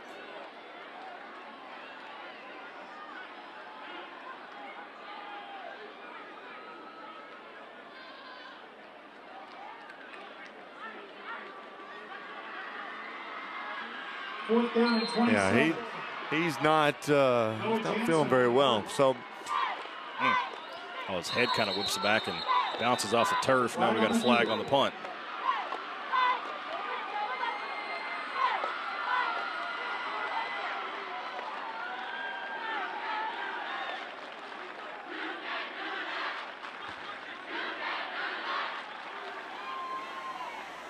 Prior to the snap, false start, offense, 5-yard penalty, still 4th down. So that backs them up a little bit farther now. So now they are punting out of their own end zone. The 2 deep men for El Dorado standing at their Greenwood 40. So you got to believe El Dorado going to take over with great field position and plenty of time to do something before the half. Noah Jansen on to punt, as it's going to be a short kick, going to be taken by Dunn, and he muffed it. He muffed it. It's taken by Greenwood at the 26-yard line. What a break for the Bulldogs and a heartbreaker for El Dorado. Evan Williams right there. Ball bounces right to him. Of course, you can't advance a muff punt, but man, did Greenwood just catch a massive break right before the half. The new quarterback for El Dorado is going to be Slade Dean, the 6'1", 170-pound sophomore. Going to come in and take over for Hunter Houston. I believe Dean. It's handed off and trying to get to the half. But off to Robbins, and Robbins will pick up 3 yards. Yeah, I wouldn't expect a whole lot more from the Greenwood offense, just to hand it off. He's going to look at that muff punt. Just didn't field it. I mean, right through the wickets. Yeah, he actually was looking at where the defenders were before he looked it in. Now here's Dean in trouble in the backfield. He'll be taken down. It'll be a sack on the play. That'll bring up 3rd down now. It's a loss of 2 on the play to bring up 3rd down and 9. Bulldogs going to have to at least run a play here, as there's about a 4-second differential in play and game clock. They're on the ball in a hurry. You know, Dean has had some playing experience. He's been in a couple games. He played whenever Hunter Houston missed those 3 games earlier in the year due to injury. So he's had some game experience. And the ball is snapped. It was at the feet of Dean, and he went down after a big loss. And now El Dorado going to call timeout and force another punt and maybe try to make a play on special teams just before the half. That's a disaster averted there for Greenwood, but not a pretty sequence of events, and honestly not a pretty last 2 possessions for the Bulldogs, who are going the absolute wrong direction. Poor Slade Dean got in there, and he was looking back towards the sideline, and the ball was sitting at his feet. It's called live wire right there. Whenever you've got live fire coming, you don't even know what's happening. Greenwood's got negative 33 yards rushing. Of course, quarterback sacks go against the rushing total. Negative 33 yards on the ground. Let's head down to Kyle Sutherland on the field for an update of maybe what if he's got an update on Hunter Houston. I haven't heard, guys. I'm actually on the El Dorado sideline right now. I know that they were working on it, but we'll probably get an update from Coach Young right before we get to the second half. Thank you, Kyle. Looks like Hunter Houston now is making his way to the locker room, as I would imagine his return is questionable. Best. Yeah, that's not a good look. That's not a good sign for Greenwood. They have no success running the football. They're going to have to rally the troops at halftime and try a different recipe, as they're going to have to burn a timeout here before they take another delay of game. And just got to find a way to get to the break down 3. 9 seconds remaining here in the half as El Dorado leads at 13-10. And by the way, the El Dorado Wildcats have taken their up man that just muffed the punt out of the ball game. That was Terenzo Dunn. They removed him and put Jackie Washington in his spot. So back deep for El Dorado, you've got DeAndre Burns as well as Jackie Washington. If you make a fair catch here, RJ, you probably have time to run one play, but we'll see what El Dorado tries to do. If they come after the punt, they try to set up a return, or maybe save it for one play. No, and even if you advance the football, just depending on how far you go, you can still have time for one play.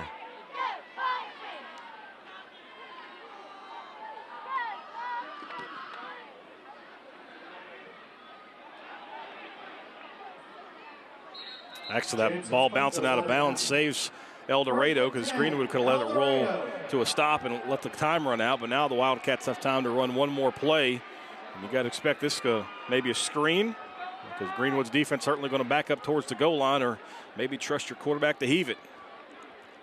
So 2 seconds remaining. Ball's going to be at the 44-yard line in Greenwood territory.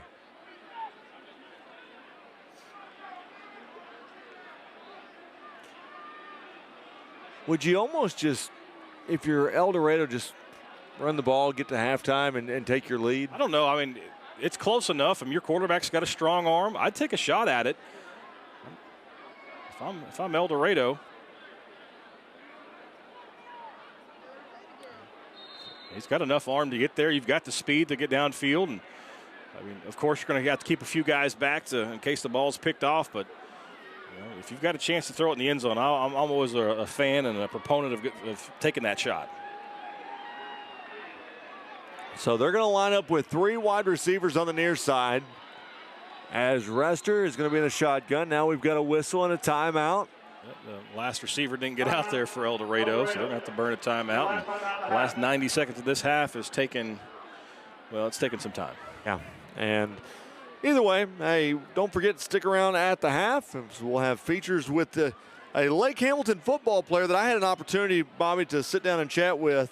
That if you want to hear a story of triumph and a kid that has had to overcome a lot of things, stick around at the half and hear from him, because, boy, I tell you what, his story is pretty phenomenal. And we've got kids that are all over the state that have to go through trying times and go through a football season. But this is one that you won't want to miss. It's all coming up here at the half.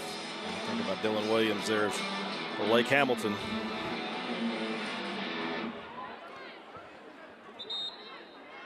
Now you got a chance. If you're Greenwood, you make a play as poorly as you've played offensively in this first half. I think you'd call it a win if you're being outgained by over 100 yards and to go down just 3 at intermission. But if you're El Dorado, you probably sense blood in the water. You can find a way to convert here and really have some confidence at the break. Sharmon Rester in the shotgun has got 4 wide receivers in the set. And now we've got whistles and a penalty flag. I don't think anybody wants to go to halftime. Yeah, apparently they've really enjoyed this first half. Well, there was some time that came off the clock. Prior to the snap, false start on the offense. 5-yard penalty, still first down. Back it up, show off a little more arm strength than Rester. You know, Rester made a 58-yard pass earlier, so or he threw it 58 yards anyways, wasn't completed. So he's got a big arm, so let's see how big it is. Bunch of receivers to the top of your screen. Let's see what they want to do. Looking lateral.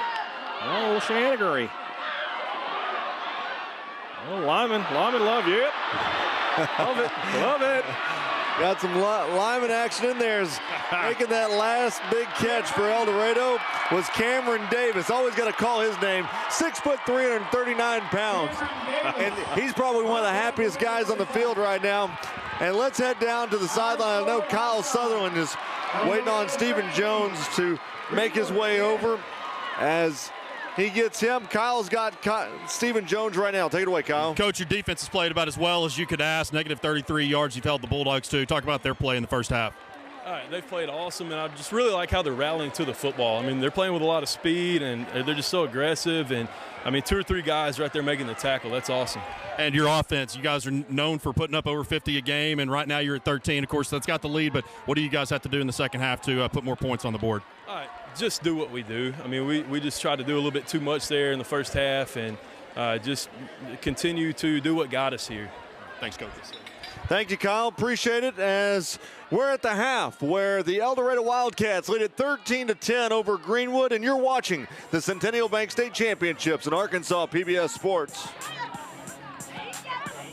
Centennial Bank is committed to you. Since our founding in 1999, we've become one of the nation's most trusted banks by remembering that you come first, by empowering our communities to reach their highest potential through our dedication to local charities, education, and exceptional service, because we are proud to call Arkansas home. Banking with you in mind. Centennial Bank, member FDIC. Thanks, George. Appreciate it. At Big Red Stores, we're always proud to sponsor, support, and partner up with many events and activities throughout the community. Among them, high school championships throughout the state of Arkansas. At Big Red Stores, our team members are always ready to assist you to make your visit with us a pleasant one. And at Big Red Stores, we recognize that none of our support or ability to serve the community is possible without you. That's why at Big Red Stores, you're always the MVP of the Big Red team. Big Red Stores, now more convenient than ever. We are at the half here at War Memorial Stadium in the Class 6A state championship game where El Dorado, they currently lead Greenwood by a score of 13-10. I'm RJ Hawk alongside Bobby Swafford. And Bobby, I don't know if this was the game that we were expecting, but I know there was a lot of offense expected, and we've seen quite the opposite. It's been a lot of defense. We expected this game between these two teams to go back and forth. We just didn't know it was going to be turnovers and punts going back and forth. And you got to give a tip of the cap to both of these defenses. Combined, they averaged 950 yards. They've got 260 in the first half today. Well, offensively for El Dorado, 37 plays run, 191 yards. I think more surprisingly, though, Greenwood has run 36 plays.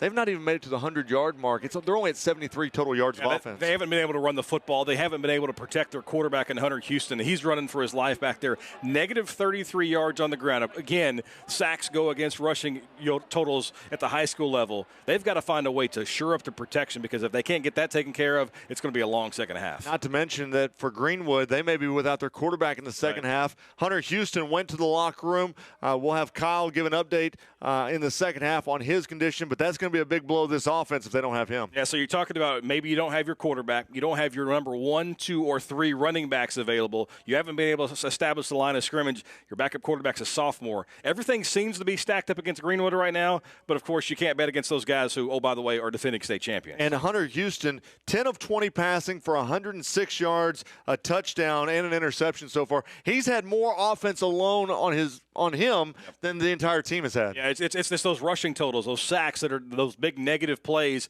We saw Greenwood really start to settle in. You got to remember, they led 10-7. They look like they got it going, but the turnovers, the 3 turnovers for Greenwood, 2 for El Dorado, have put these two teams really behind themselves. They're putting themselves behind the 8 ball, because you see the points off of turnovers. All 13 points for El Dorado came off of Greenwood mistakes. On for the Wildcats, Sharmon Rester, he's really done a lot for this team. He's ran the ball 9 times for 52 yards. He's thrown it for 57. But between him and Plummer's already run for 100 yards. Yeah, and I think the second half we're going to see a lot more of that. They're going to try to use their speed, get it to the outside. They're not having a lot of success running between the tackles, with the exception of the 120-yard touchdown run after the turnover. So try to take advantage on the outside, get some numbers. The receivers are doing a great job on the perimeter of blocking. Take advantage of that. And I think if you're El Dorado, as you knowing that Greenwood's offense is struggling, you want to pick up the pace. You want to try to get as many possessions as possible, because with a sophomore quarterback, Greenwood might make a mistake and give you the football. Well, the weather has moved out of central Arkansas. It's just an overcast day, so we ought to have clear skies for the second half of action here in the 6A state championship game. It's 13-10. El Dorado, they lead Greenwood in the 6A championship game. Don't forget, stick around for some features by Arkansas PBS Sports. It's all coming up next as you're watching the Centennial Bank State Championships on Arkansas PBS Sports.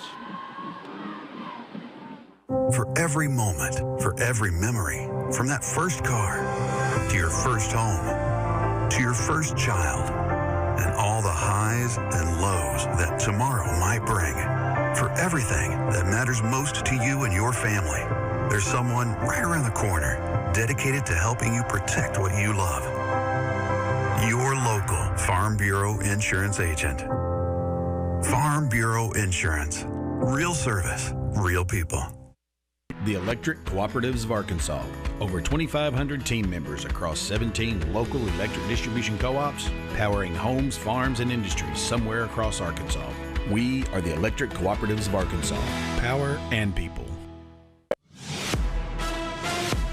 Welcome to the Arkansas PBS Sports Halftime Show, sponsored by the Electric Cooperatives of Arkansas. I'm your host, David Basil, here at the Arkansas Sports Hall of Fame. We're going to get you back to 6A championship action in just a few minutes. In the meantime, we have a terrific halftime for you, including the story of a historic and memorable homecoming at UAPB and a visit with a hard-hitting student athlete, Dylan Williams of the Lake Hamilton Wolves. But first, COVID affected almost every aspect of life last year, including football. In Fordyce, where football is king, vaccinations and football came together in a surprising way for the team and the community. Football in Fordyce is one of the most special things I think you can find in small-town Arkansas. Our town is 100% behind the Redbugs. Football is it in Fordyce. Football is probably the bedrock of the school culture and perhaps even the community culture. Fordyce has a rich history of sports. We want to be a three-peat, 3 times state champion back-to-back. COVID was a major factor last year. I know our first round of the playoffs, we actually had a game scheduled, but it got canceled because the opposing team had so many cases of COVID that they got immediately knocked out of playoff contention. Coming back this year, I knew if I want to be able to go out and perform for my town and be able to give the fans and everybody else in this town a good season, then I think that it's a no-brainer of what I should do. Stay with it, stay with it, stay with it. Hey, you do that, we win Friday night easy. Make a man. So I decided after a long talk with my mom and my dad and just going back and forth with it to go ahead and get the vaccine, and I've had no problems with it. Redbugs on 3, family on 6. 1, 2, 3. Redbugs! 4, 5, 6. I'm just tickled with how well the kids are responding to this.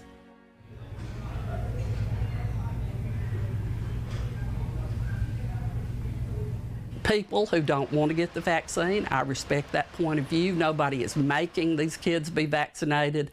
They have to have a parental consent form signed in order to be in this incentive program. All my classmates got their shots, and they was telling me I should get mine. I'm gonna go to Walmart and buy me a PSN card for my PlayStation. Alrighty, get you all dosed up, you be ready to go, man. It's a little pinch. There it is. I would tell them to get it. It's not scary. It's just a shot. It's not gonna hurt you. I would feel guilty knowing if I had COVID and didn't know it, and I got somebody else sick, I would feel guilty. There's another one that's not going to get bad sick. You know, there's another one that's not going to die. You know, there's another one that's not going to give it to somebody else, hopefully. You know, it's a victory. It's like we've accomplished something.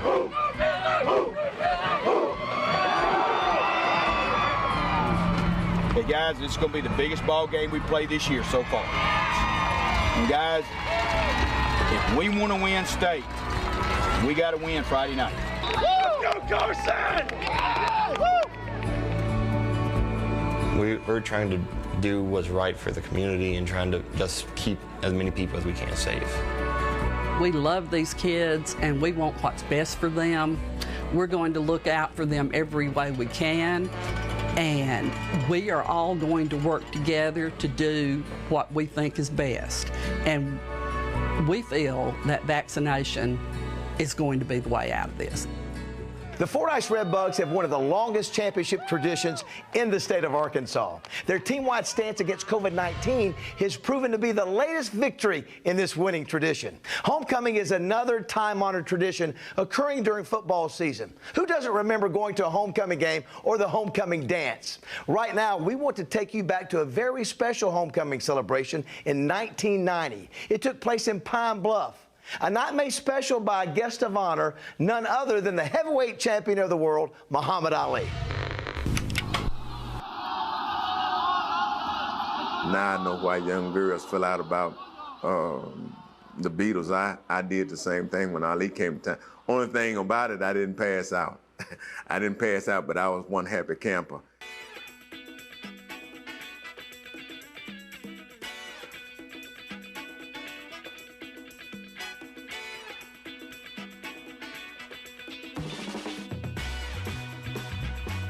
For me to be feet away from him as he passed through downtown was amazing to me. It just kind of blew my mind. They kept bumping up against me, and I would bump up against the car, bump up against the car.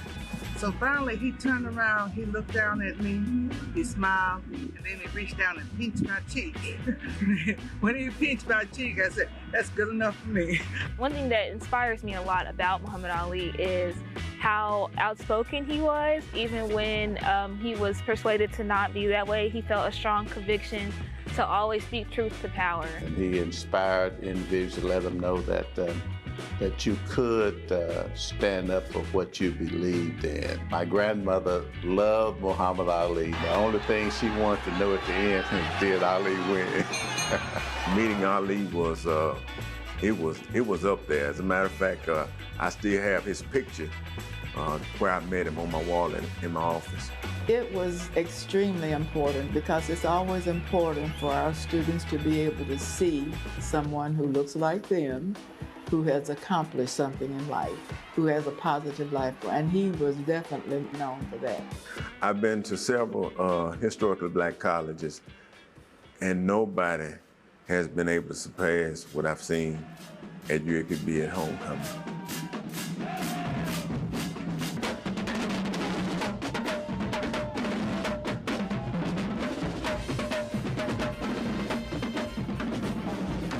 Homecoming provides an opportunity for us to reconnect with each other, both with our classmates and my former students. I have an opportunity to see so many students who remember me, and I may remember faces and don't remember all the names. It also gives us an opportunity to see and talk about the accomplishments that the university has made since the time that we were here. Family reunion, that's what it actually means. It's a family reunion. Get an opportunity to rekindle relationships. When I was elected Miss UAPB, I mean, my mind was blown. Growing up, I was never a pageant girl. I actually made fun of pageant girls. But when I came to UAPB, it meant more than just a title to me. And so when I had the title, I felt like I could really make a difference in a greater way. And then to win the title of the #1 Ebony HBCU Campus Queen, I felt like that was great for my university as well in the HBCU world, to let them know that UAPB is here. We are still kicking in the South. It's the time for those that receive much from the institution to give back to the institution. And that's what makes homecoming special to me. The most enjoyable moment in my life, especially during any homecoming, is to have the greatest to come back and help put the University of Arkansas at Pine Bluff on the map.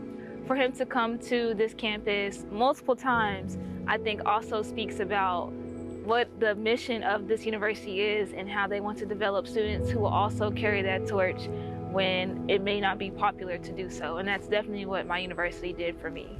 Coming to a small environment and seeing people that were just like you, who had a genuine concern for your welfare, not only as a student, but as a person. They were able to give you that confidence that you could succeed, even when you didn't even have all the resources available that you needed.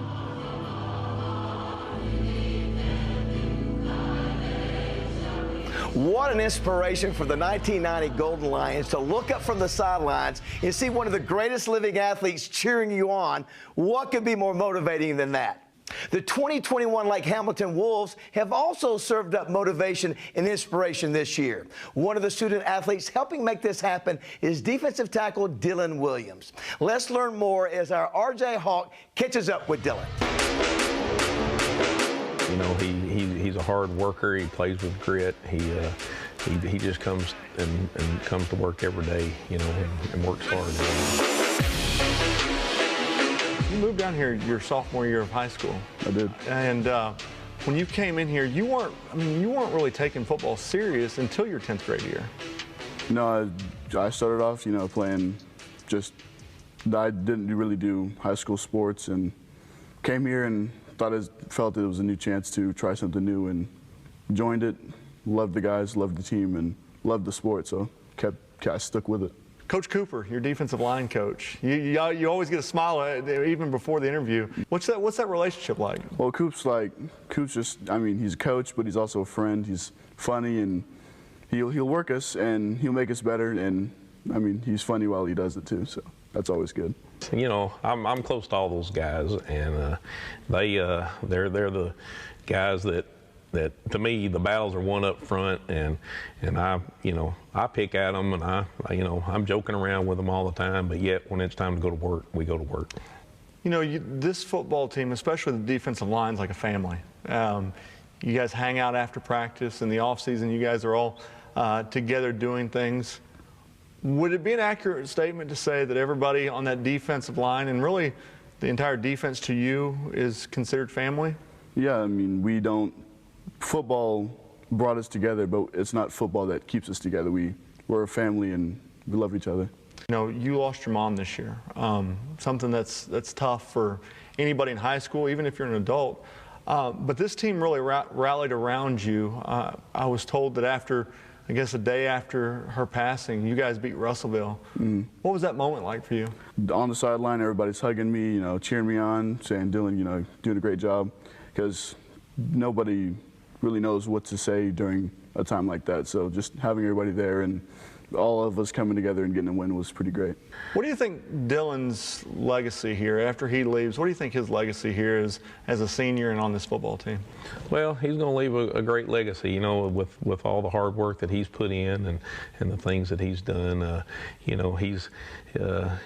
Like I said, he comes to work every day and wants to do right. And, I hope he leaves a legacy, and I hope the kids that come in behind him look up to him and will want to be pretty much like what he's been.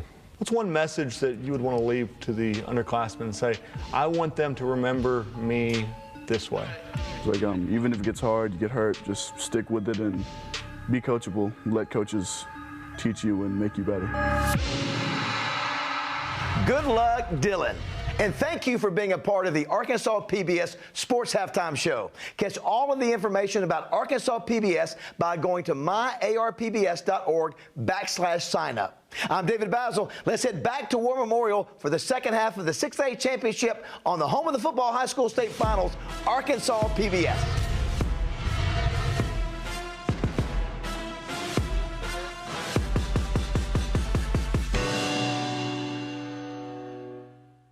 The Electric Cooperatives of Arkansas.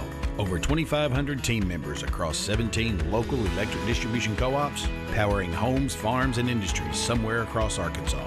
We are the Electric Cooperatives of Arkansas. Power and people.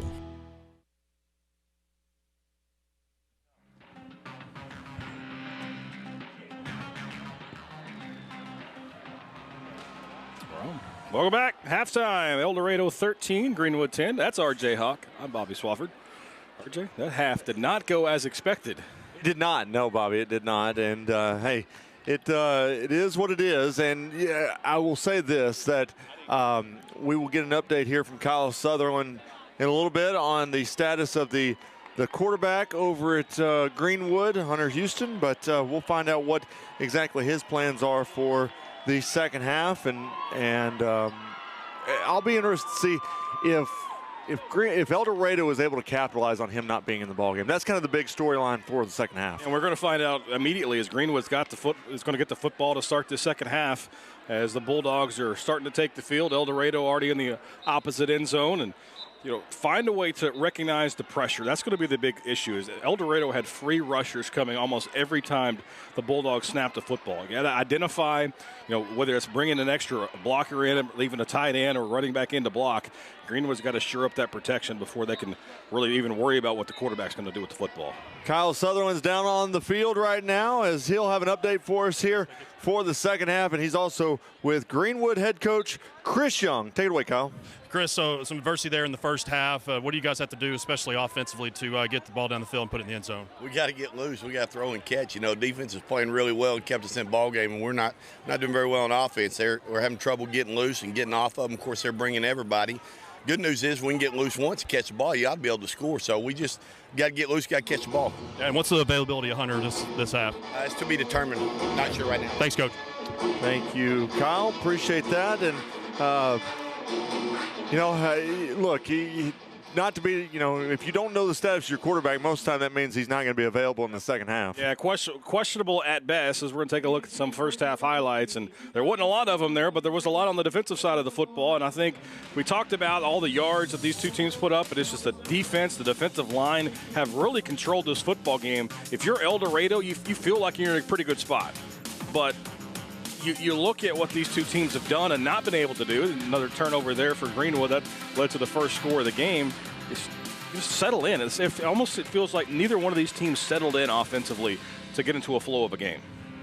Or that, on the flip side of that, you could always say that the defenses just are playing out of their minds right now. They're playing really, really good defense. And so, it could be a mixture of the two. And I think, though, that there was so much talk coming into this game about the offensive explosion between these two. I mean, look at Bob. Greenwood averaging 41 points a game, El Dorado averaging 48 points a game. Both teams giving up over 20 a game, and so you didn't think the storyline was going to be about the defense. Yeah, but those defensive players heard that all week. They heard me. They heard you. They heard it. The TV stations talk about, they averaged 480 yards a game. They averaged 475, all these points. Well, those defensive players saw that and says, you know what, we're going to go out and win this game for our team and make sure that our offense doesn't have to go out and score 35. A lot of credit to both sides for their defensive play, but who's going to make that first big play here in the second half? That first half, as lopsided as the numbers are, 191 as far as total yards for El Dorado, just 73 for Greenwood, doesn't matter. It's only a 3-point game. Individual players in the first half for each team. El Dorado's Plummer, Shadarius Plummer, that is, had 12 carries for 102 yards and 2 touchdowns. And then on the flip side of that, you did have Hunter Houston throw for 106 yards, a touchdown, and an interception. But the leading receiver for Greenwood right now is L.J. Robbins with 8 receptions for 81 yards and a touchdown. There's both head coaches right there as we get ready to start the second half. Keys to the game, Bobby, for the second half. One for Greenwood, you got to protect. Whether you're trying to run the football, you've got to align properly on offense. You've got to identify the pressure, and El Dorado just keep it coming. Just keep bringing the pressure, keep bringing the house. They seem to be doing it about every time Greenwood drops back to pass, and just stick to the game plan. I mean, the first half did not tell you anything that it's not working or, hey, it's working. Let's go back, almost script the plays like you go back to the beginning of the game. On this opening drive, we're going to find out, of course, who's going to be at quarterback for Greenwood. Go back to the screen game. No. They popped the big halfback screen for the touchdown. I think we're going to see a lot of L.J. Robbins. You got to find a way to get Luke Brewer the football. Did he have a catch in that first half? He had one, or he was thrown to once. Yeah, so I mean, he hasn't touched the football yet, and you could argue that he's their biggest playmaker. So you got to find a way to get 84 the football.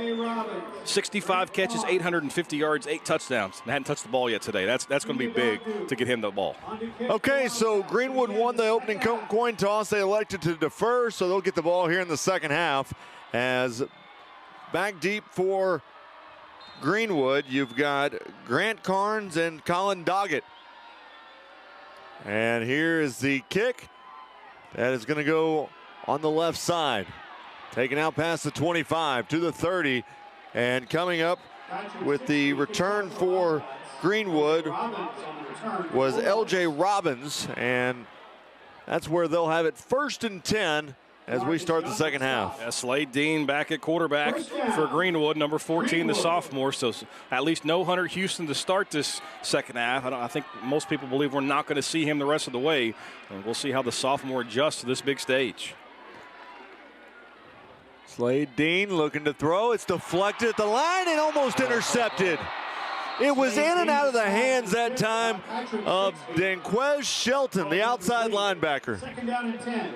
El Dorado has just done a great job of getting in the passing lane and getting their hands up and making throws difficult. That's about the 4th batted ball that we've seen, and Greenwood very fortunate that Shelton couldn't make the play, and if he does make that catch, he's waltzing into the end zone. Dean in the shotgun. Takes the shotgun snap. It's going to roll right. Looks to throw. Has a man. It's in the hands of Brewer, and he gets it out to the 40-yard line. It's going to be a pickup of 6 yards on the play to bring up 3rd down. Love the play design there. Move the pocket. El Dorado has come guns blazing at your quarterback. You roll the pocket, and more importantly, you find a way to get Brewer the football, his first catch. We'll see if he can get going now on this offense. 3rd down and 4. They'll put 2 wide receivers over to the left side to make it 3 total. It's man-to-man across the board for El Dorado, no safety deep. Dean going big ball.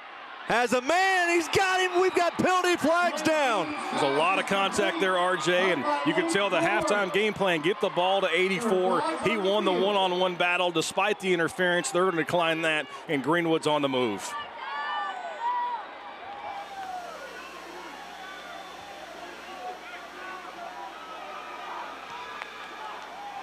Before the pass, holding, defense. That penalty's been declined. First down. Slade Dean to Luke Brewer. Big pickup. He caught it with one hand, and it's 1st and 10. Ball is at the 31. Just got to trust your playmakers on the outside to win those one-on-one battles. We've got movement before the snap. Whether it's Brewer, where it's Kennan, where it's Robbins. Prior to the snap, false start, offense. 5-yard penalty, still first down. You got to trust those three playmakers who've combined for more than 170 catches this year to go out and make plays one-on-one against this press coverage that El Dorado's not getting away from. So it's 1st and 15, ball at the 36.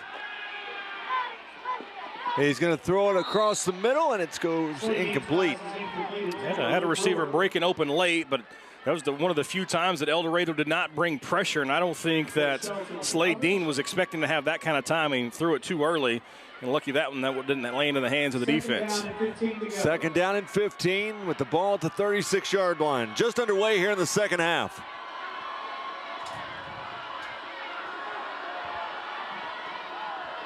Brings a man in motion as Dean's looking to throw under pressure, steps up, goes downfield, has a man at the 10, 5, touchdown Greenwood. He fumbled it at the end zone. Wow, it was stripped away. L.J. Robbins was crossing the end line, and it was stripped away at the last moment. I went to call a touchdown, and it just got stripped away at the half-yard line. Let's take a look at this. There's Robbins. He got stripped right at the very end, Bobby, right at the 1-yard line. That ball was definitely out, and the fumble, they blew it dead. I guess the rule is you can't advance a fumble out of the end zone. The ball came out at the 1-yard line. Wow, that was, a heads-up play by the defender for El Dorado. Let's get the call. El Dorado clearly recovered it. They're having to discuss what the initial call is here.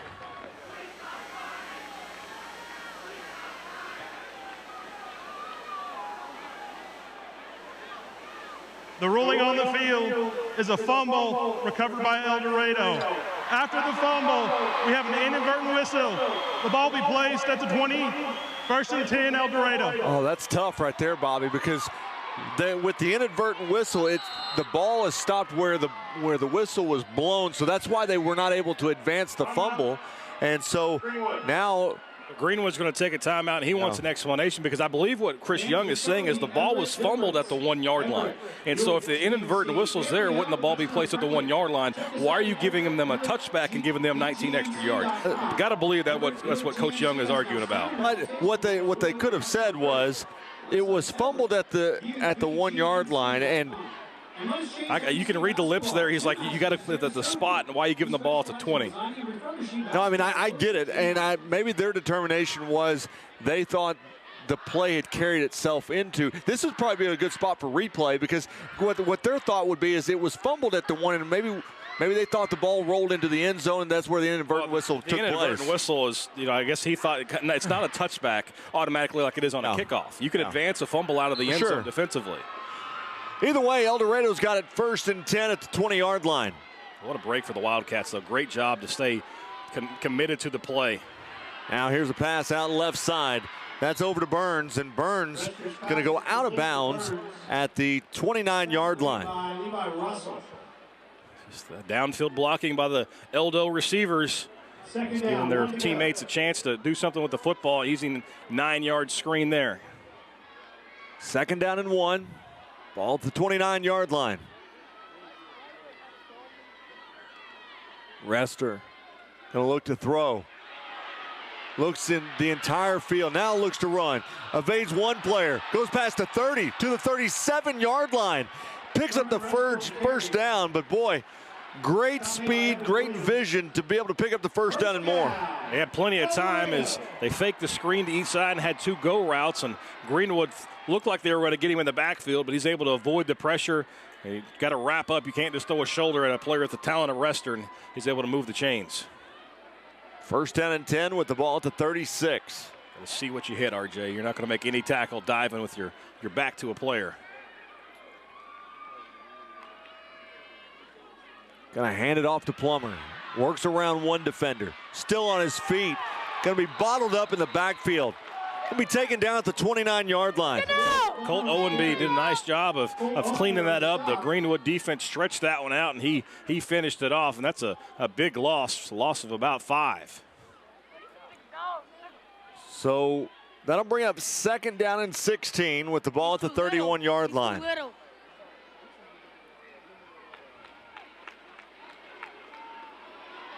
Second and 16. Rester has 3 wide receivers to the bottom of your screen. Fakes the handoff. Going to look to throw downfield.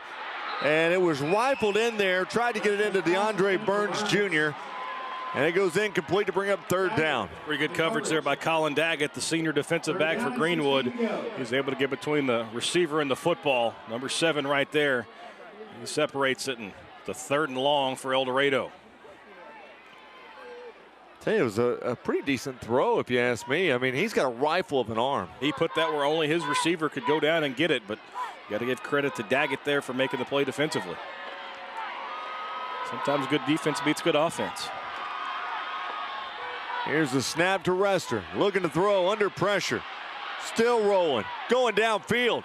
And he just overthrows his intended target, Burns, and that'll bring up 4th down. It's a great job. It's a great series by the Greenwood secondary, able to not allow anybody behind them on the scramble rules. Usually as a receiver is either going to come back to the quarterback or they're going to take off and go the other direction. And Greenwood did a nice job defensively to maintain the contact with their receiver. Now they're going to get the football back. And you got to believe they're feeling pretty confident, especially the way the sophomore quarterback orchestrated that first drive, even though it ended with a fumble.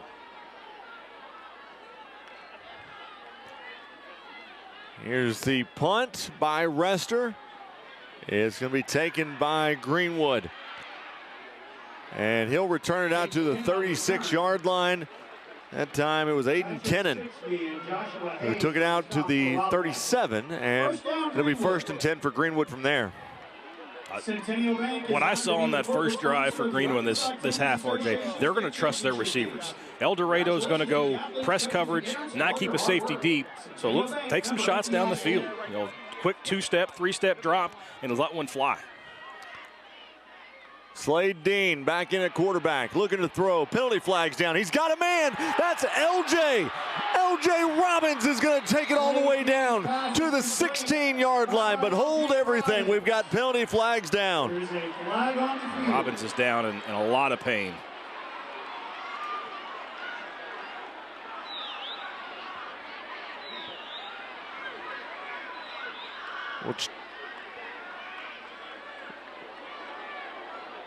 We're going to get there's an injured player. That'd be LJ Robbins down at the 15-yard line. I think the official's waiting to give the call until we find out what goes on with him. But here's the play. As when he was running, he's holding his knee as it jammed into the turf. Lower right leg. The big play is going to be negated, though, because of the penalty. LJ Robbins has been big for this offense today as he's being helped off the field. Unable to put any pressure on that right leg. It's not a good sign. Holding. Offense. 10-yard penalty from the spot of the foul. Replay, first down. He got hurt on a play that didn't even matter. Follow Arkansas PBS on Twitter and Instagram at Arkansas PBS. Use the hashtag ARPBS Sports. So that'll back the ball up to the 23-yard line. It'll be first down and forever. The injury is just all season long for Greenwood. And today it's not getting any better. 24 yards is what they have to get. They hook up with a wide receiver. That time it's Aiden Kennan. He gets slung out of bounds, and Greenwood's won a penalty flag. And the Bulldogs are not happy with this officiating crew. They didn't like the call on the fumble in the end zone. They wanted a late hit there. And the fans on the home side are starting to get into it as well. Second down, going up top with it as it's intercepted. Taken by El Dorado. And picking it off that time was Mario Ganter. He just went over his shoulder, took the fade route essentially, and El Dorado gets the football back. Dean just throws one up. He thought his receiver was going to go up the field. Brewer broke in like on a post route, and that was just an easy interception there. And now he's down. And Ganter's holding his ankle after that one. And he twisted around when he went down. We're told that's a state finals record for turnovers already with 8. Wow. I didn't even know we kept that stat. And we have more than 20 minutes of game time left. Wow, 8 official turnovers. Surprising it's that low, to be honest. I was surprised somebody kept up with it. They keep up with everything. Between Walter Woody, Leland Barclay, and the stat crew, you can find any number that you want. So El Dorado is going to be back. I don't know if that's a number you want to keep up with. But either way, so that'll put the ball at the 48-yard line. El Dorado back into Greenwood territory.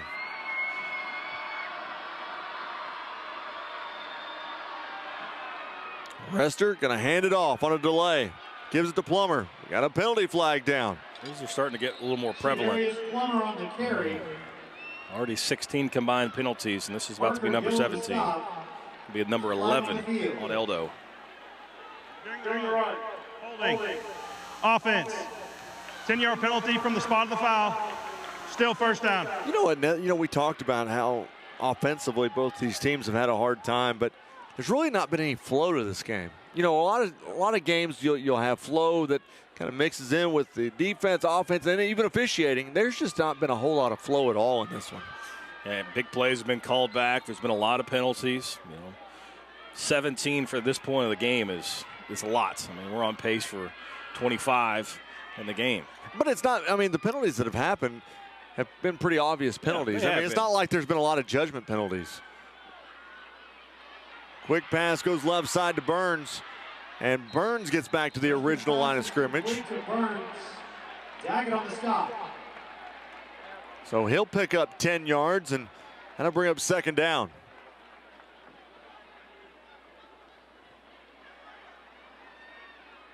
Second down, 11 to go. It's like you draw it up, RJ. We thought we were going to see 85 points, and yeah, got 23.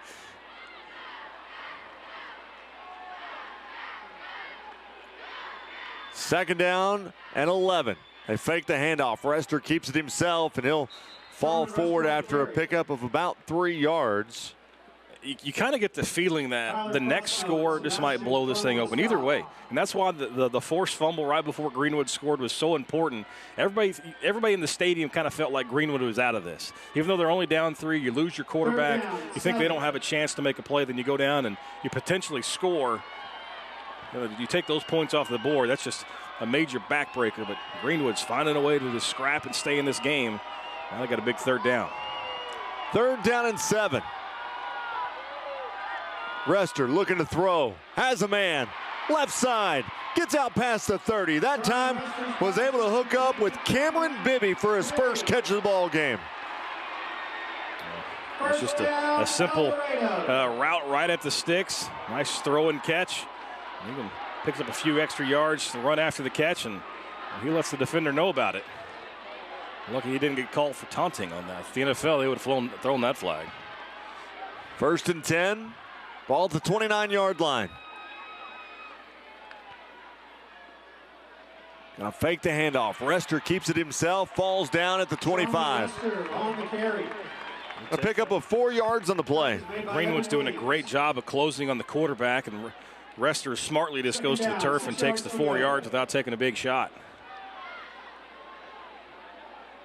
El Dorado's going to put 3 wide receivers at the top of your screen. Rester fakes the handoff, looks to throw again, under pressure, steps up, gonna run with it, out past the 15 to the 10-yard line. That's just all athleticism and want-to right there by Rester. Nobody open, pocket starting to break down. He's able to use his legs, extend the play, and pick up a 1st and goal for the Wildcats.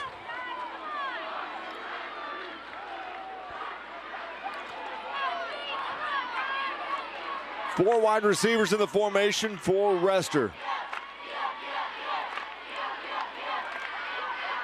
Takes the snap, looks to throw, knocked down the line. It was caught by Rester. He's going to run with it out past the 5 and taken out of bounds at the 1-yard line. He threw it to himself. He's doing it all. He can run it, he can throw it, now he can catch it. That might have been. I would love to see how Troy Mitchell, who is the statistician, he stats that one. He throws it and catches it all in one. Now that would be a question, has a player ever thrown himself a touchdown pass? That's got to be a new, is that the first time it's ever been done? So 2 wide receivers each side, the ball's at the 1. Hands it off to Plummer. Plummer dives for the end zone. No signal as they come in at the half-yard line. Thought the second effort might have got him there, but the official's right there looking down the line, saying he did not break the plane of the goal line. And they're going to have 2 more shots at it. You definitely got to believe this is 4-down territory. And both these teams telling the crowd to get into it. Ball at the half-yard line. El Dorado trying to extend their lead. They're spreading the receivers out. You got to believe this is going to be straight ahead. It's man-on-man football. Rester hands it off to Plummer. He walks in the end zone.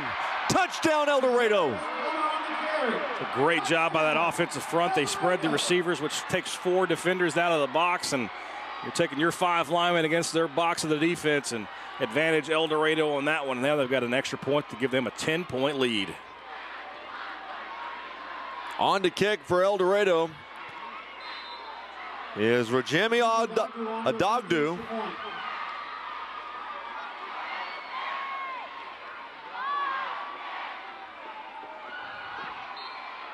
Kick is up, and it's good.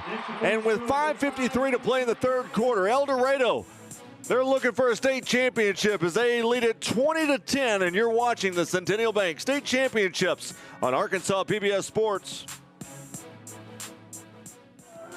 Broadcast of this championship game is made possible by the Cherokee Nation, our people, our culture, our history, our future. To learn more, go to visitcherokeenation.com and say hello to the Cherokee Nation.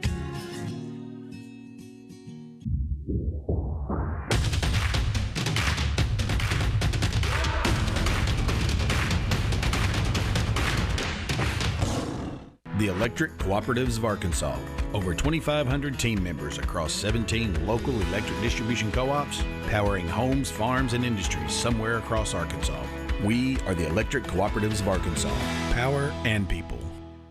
Riggs Rents, Arkansas's rental equipment provider, from aerial lifts to dirt moving machines and everything in between. Our family-owned and operated business takes pride in serving our employees and customers. Riggs Rents, a proud supporter of Arkansas PBS Sports. Farmers and Merchants Bank and the Bank of Fayetteville share the mission of Arkansas PBS to enrich and empower all Arkansans. Community, dignity, respect. That's what Me Banking is all about. More at mebanking.com. Local broadcast of Arkansas PBS programming is made possible in part by Community Bakery. Scratch-made breads, pastries, cakes, treats, and locally roasted coffees. Served daily at 2 locations in Little Rock, 1200 Main and 270 Shackelford. Celebrate game day under the arches. Access to tons of benefits through our rewards program. It's available today on the McDonald's app. I'm loving it. You just went there. I like it. Yeah, why not? I like it. Okay, well, El Dorado is going to kick off. as they put a foot into it, and it's going to sail down to the 1-yard line. And it's going to be taken by Greenwood up the left side. Has a running lane. That's Kennan over left side, and he'll go out of bounds after a nice return. It's a big job by the Greenwood special teams. You got to find a spark for your offense somewhere, and maybe the special teams unit's going to do it there, but there is a flag at the 37, so this big return could be cut in half. And I said it was Kennan. It was actually Grant Carnes. During the return, holding, return team, 10-yard penalty from the spot of the foul. First down, Greenwood. So we've already tied one record, RJ, for the most combined turnovers in a championship game. I'm not going to ask what the record for penalties are, but we're getting a bunch. I bet you we're not even close. Yeah, I'm sure now. That's number 18 of the game. Radio guys are listening to us. Yeah, they said the same thing that you did. Okay, 1st and 10. Here's Greenwood running the football straight up the middle. That's a good run that time by Cameron Crone. He's able to pick up 6 yards to make it 2nd down and 4. You know, honestly, RJ, that's something they haven't been able to do, is just run the football and get ahead of the chains on 1st down. And it's been more of that, to be honest. Here's Crone in the backfield. You get shut down, lost maybe a half a yard. Now it's going to be 3rd and 4. 3rd down and 4. Just consistently winning matchups up front is what El Dorado's doing, and that's why they're so successful. 3rd down and 4 with the ball at the 34-yard line. Under 5 to play here in the 3rd quarter. And we've got a whistle and a timeout charged to Greenwood. Didn't like the look. They were going to motion. Timeout. Greenwood. They're 2nd of the half. They were going to motion the running back out of the backfield, and that's dead sign for El Dorado to start bringing pressure. And Coach Chris Young calls the timeout from the sideline, and he definitely didn't like the look for his sophomore quarterback. Hey, don't forget tonight, starting at 6:30 right here on Arkansas PBS Sports, it will be the 7A state championship game between the Bryant Hornets and the Fayetteville Bulldogs. It'll be right here at War Memorial Stadium. It'll be a great game, Bobby, between both those teams. Bryant, the 3-time defending state champions, and looking for number 4 as they take on the Fayetteville Bulldogs. Yeah, Fayetteville won their first outright conference championship in over 50 years. Let's go all the way back to the 1960s since they did that. They've got a ton of speed, 3 big-time receivers. Of course, the Razorback commit, Isaiah Satania, got a chance to get to 2,000 yards receiving with a big night tonight. I've been looking forward to it. Honestly, it's the matchup I've been hoping to see all season, and we're finally going to get it. Okay, it's 3rd and 4 for Greenwood. Looking to throw, goes right side. Penalty marker down as it sailed over the top of his intended target that time as he was trying to hook up with Grant Carnes. Going to get an offensive pass interference here on a pick play. It's a little too obvious. If you're El Dorado, you might consider taking this as it's going to be 4th and short. But you can see the pick play. There's contact right in the middle of that jumbled mess there, and a little too obvious for the official not to throw the flag. On those pick plays, you kind of act like you're going to block him and then kind of jump out of the way. That time there's too much contact. Pass interference. Offense. 15-yard penalty. Replay 3rd down. And I also think it's smart to take the penalty to back him up way behind the 6 because, 4th and 4 is probably a situation down 10. If you're Greenwood, you try to go for it. 4th down. Well, take that back. They do decline it. And as soon as I say that, they're going to send the punt team on. Following the penalty, 4th down and 4. So that'll bring the punter on, Noah Jansen. Noah Jansen on the punt. Back deep to receive the punt. You've got DeAndre Burns Jr. as well as Jackie Washington. Deep to receive. You think it here, RJ? No, not this deep in your own territory. Jansen gets the punt off, and it's fair caught by Washington, and so that's where El Dorado will have it 1st and 10 with 4:41 to play here in the 3rd quarter. A big drive coming up for both of these sides. You feel like a 3-possession game might be too big of a hole to climb out of if you're Greenwood. So El Dorado, just continue to run your offense, trust your quarterback's legs, try to get the ball to your playmaker Plummer in the backfield, and maybe churn out some clock, and you find the end zone. You might be starting that clock. Wilson is the official ball sponsor. The celebration. We'll send a big shout out to Ashley Media for helping us get the word out about the state football championships. Of course, we appreciate their support. Shamar Rester is back in. He's going to throw it left side. That out to Washington. Washington cuts it back up in, gets out past the 39 to 40 yard line, and that'll bring up second down. Armand Rester, 5'10", 190-pound senior. He's closing in on 3,600 yards passing on the year.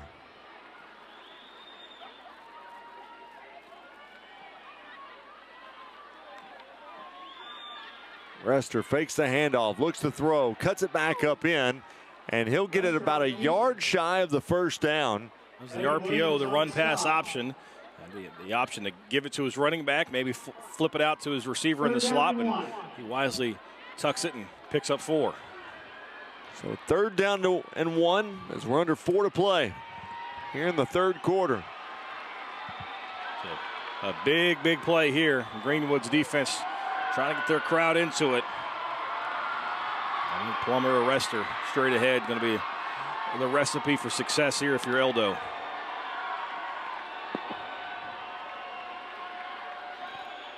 Hands off to Plummer. Plummer met at the line, and did he fall forward? It looks like he did. To get the first down. Giving the forward progress. Good effort there. I like the design. You go a hard count, and it looks like you're slacking off to check at the sideline, then you immediately snap it. Maybe catch the defense a touch off guard, and Plummer able to fight forward past the 45 and move the chains. 1st and 10, ball up to 46. Closing in on 3 minutes to play here in the 3rd quarter. Rester looking to throw, going big ball, has a man, and he overthrows his intended target, Cameron Bibby. Bibby actually stopped running, and he just overthrows him. He was open there. There's a little too much air underneath it. Just out of his outstretched arms. 2nd down and 10. I see El Dorado get into a huddle. I've seen that a lot today. They're starting to be a little more methodical. Clock's not moving. They're going to use a little more of the play clock because it's already down to 10. They just want that clock to roll as fast as possible at this point. 2nd down and 10. Gonna hand it off. Right up the middle goes his running back, Plummer. Just rumbling and stumbling all the way down to the 32-yard line. Big run that time by Shadarius Plummer. 22 yards there for Plummer. He's already having a big day. 122 yards now for the running back and breaking tackles in the process. Ball at the 32. And we've got a whistle and a penalty flag. False start on El Dorado. Prior to the snap, false start, offense. 5-yard penalty, still 1st down. Bobby, I just looked at college championship games are going on today, and right now in the Big 12 championship, Baylor on top of Oklahoma State, 21-16. 1st down and 15. If you're a fan of chaos, that's step number 1. Yes.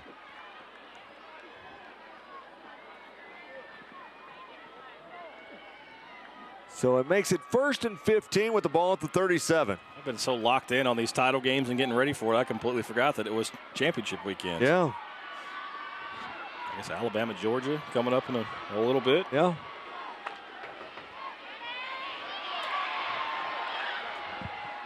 Sharman Rester on the keeper. Rester keeps that one. Gets it across the 30 to the 29. Makes the stop. 2nd down, 2nd and 7. So El Dorado in front of the chains. Rester got 2 receivers to each side. You got to believe, RJ, though, they're just going to try to keep this on the ground, as you mentioned a second ago. Just keep that clock running. They're starting to bleed the play clock down even more. Here's a big pass, trying to hook up with his wide receiver that time. And that time trying to hook up with DeAndre Burns. You can see El Dorado's trying to take some shots down the field, and they're starting to get separation against this Greenwood secondary. They weren't breaking free in that first half. Whether it's fatigue or just the concept of the play, they're starting to get a little more room to work, especially on the deep outside third against this Bulldog defensive unit. Eventually, you got to believe Rester's going to hit on one of those. So 3rd down and 7. Rester gonna hand it off to Plummer, straight up the middle. Still on his feet, cuts it back to the 21-yard line. That'll be a 1st down for El Dorado. A nice job by Plummer to make it. A couple guys missed right at the hole. Tries to bounce things outside for the big play, but he gets the 1st down and moves the chains, and more importantly for El Dorado, because you can see they're slowing things down. That's going to take another few minutes off the clock. 1st down and 10 as we're nearing a minute to play in the 3rd quarter. Just a light box for Greenwood. Only 4 defenders inside the tackle box. I mean, you've got the advantage. If you're El Dorado, just run it straight ahead like they do right there. Here's a new running back in for El Dorado, as that is P.J. Dinkins, who gets the carry, and he'll take it down for a 6-yard gain to bring up 2nd down. Honestly, RJ, I don't think you get away from that. I think you just continue to do it until Greenwood puts more people in the box, and they just snapped it over the quarterback's head. And Rester's going to get on it all the way back at the 37-yard line. That is a huge loss for El Dorado. That is a big, big mistake. We saw that happen in the first half, and Rester had no chance to go up and get that one, as that could be the final play of the 3rd quarter if El Dorado chooses to be so, and it looks like they're going to. That's a momentum killer, and it could be what could have been the back-breaking drive for the Wildcats. Now they've got some work to do just to pick up a 1st down. Yeah, they're going to have some things to talk over as they are going to head to the sideline a little bit early, and as they do, we'll take a break with them. We head to the 4th quarter with the score 20-10. El Dorado looking for their 1st state championship since 2013. You're watching the Centennial Bank State Championships in Arkansas PBS Sports. Hi, I'm Susie Everett, wishing you and your family a Merry Christmas and Happy Holiday Season. With our busy lives today, we often forget the greatest gift of Christmas. For unto you is born this day in the city of David a Savior, which is Christ the Lord. I hope all of us will take the time and share the love of Christ this season. May your holidays be filled with joy and blessings. Merry Christmas and Happy New Year from all of us at Everett.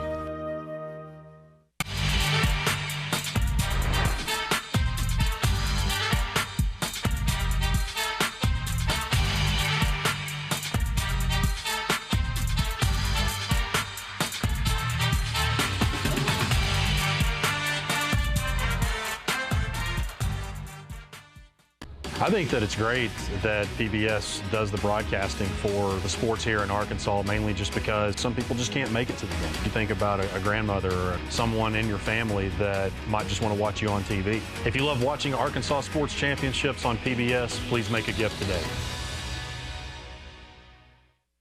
This month in Passport on the PBS video app. Feels like a oneness, and it's refreshing. Starring Cara Toynton and Julian Ovenden. Don't miss The Sound of Music. And the American Pops for a star-studded holiday celebration of American jazz legend Ella Fitzgerald. These and other shows from Arkansas PBS are available with Passport on the PBS video app. If you love seeing these high school football championships televised and you want to keep seeing them in the future, please consider making a gift to Arkansas PBS today. So El Dorado with the football. It's 3rd down and 26 after a big loss. Snapped one over the quarterback's head. Rester's going to look to throw. Rester going across the middle. It's intercepted. It's intercepted by Greenwood. Coming up with it once again for his 3rd interception of the ball game, Braden Skaggs. He is a one-man demolishing crew for the passing game of El Dorado as Skaggs picks it off for the 3rd time, and that one by far the most impressive. That is a great shot at it. Just breaks on the football and lays out for it, and it keeps his Greenwood football team alive in this 6A title game, RJ. So Greenwood gets the football back. Dean looking to throw downfield, has a man inside the 50-yard line, down to the 48. Luke Brewer, a perfect throw, a great catch. The sophomore starting to settle in and certainly didn't look like a 10th grader with that throw. Dean gonna hand it off, and we've got whistles and penalty flags. Prior to the snap, false start, offense, 5-yard penalty, still first down. That's a prime example of what you were talking about, RJ. This doesn't seem like there's any flow to this game because you hit a big play, and then you get a false start. And it backs you up, and it just kills any momentum that your crowd has, that your sideline has. And now you got to settle back in and play from behind the chains. So it'll be first down and 15, ball at the 47-yard line. 3 wide receivers to the top of your screen. As Dean's going to take the shotgun snap. He'll look to throw. It's a wobbly pass that is going to fall to the ground, but there's a penalty flag down as on the play, Aiden Kennan got taken to the ground by the corner that time. It was Danquez Shelton who took him to the ground. That time is just an unfortunate event for Shelton as the ball was underthrown. So Brewer kind of works back through the defender, kind of initiates the contact, but is going to force the penalty. The ruling on the field is the pass was tipped. Therefore, there is no defensive pass interference. Second down. Well, I tell you, a penalty like that you have in a game like this, you have a mixture of boos and cheers all at the same time. I think what Coach Chris Young's looking for is see if he can call a timeout and challenge if the ball was actually tipped. So it's second. I don't know if you can. Timeout. Turnover scoring plays. We'll have to kind of get that would not be a scoring play or a turnover because it was just an incomplete pass. That there was a penalty flag thrown on. I guess they can review. So they call timeout to initiate a review. So if the ball's not tipped, it would be pass interference. So that penalty would stand.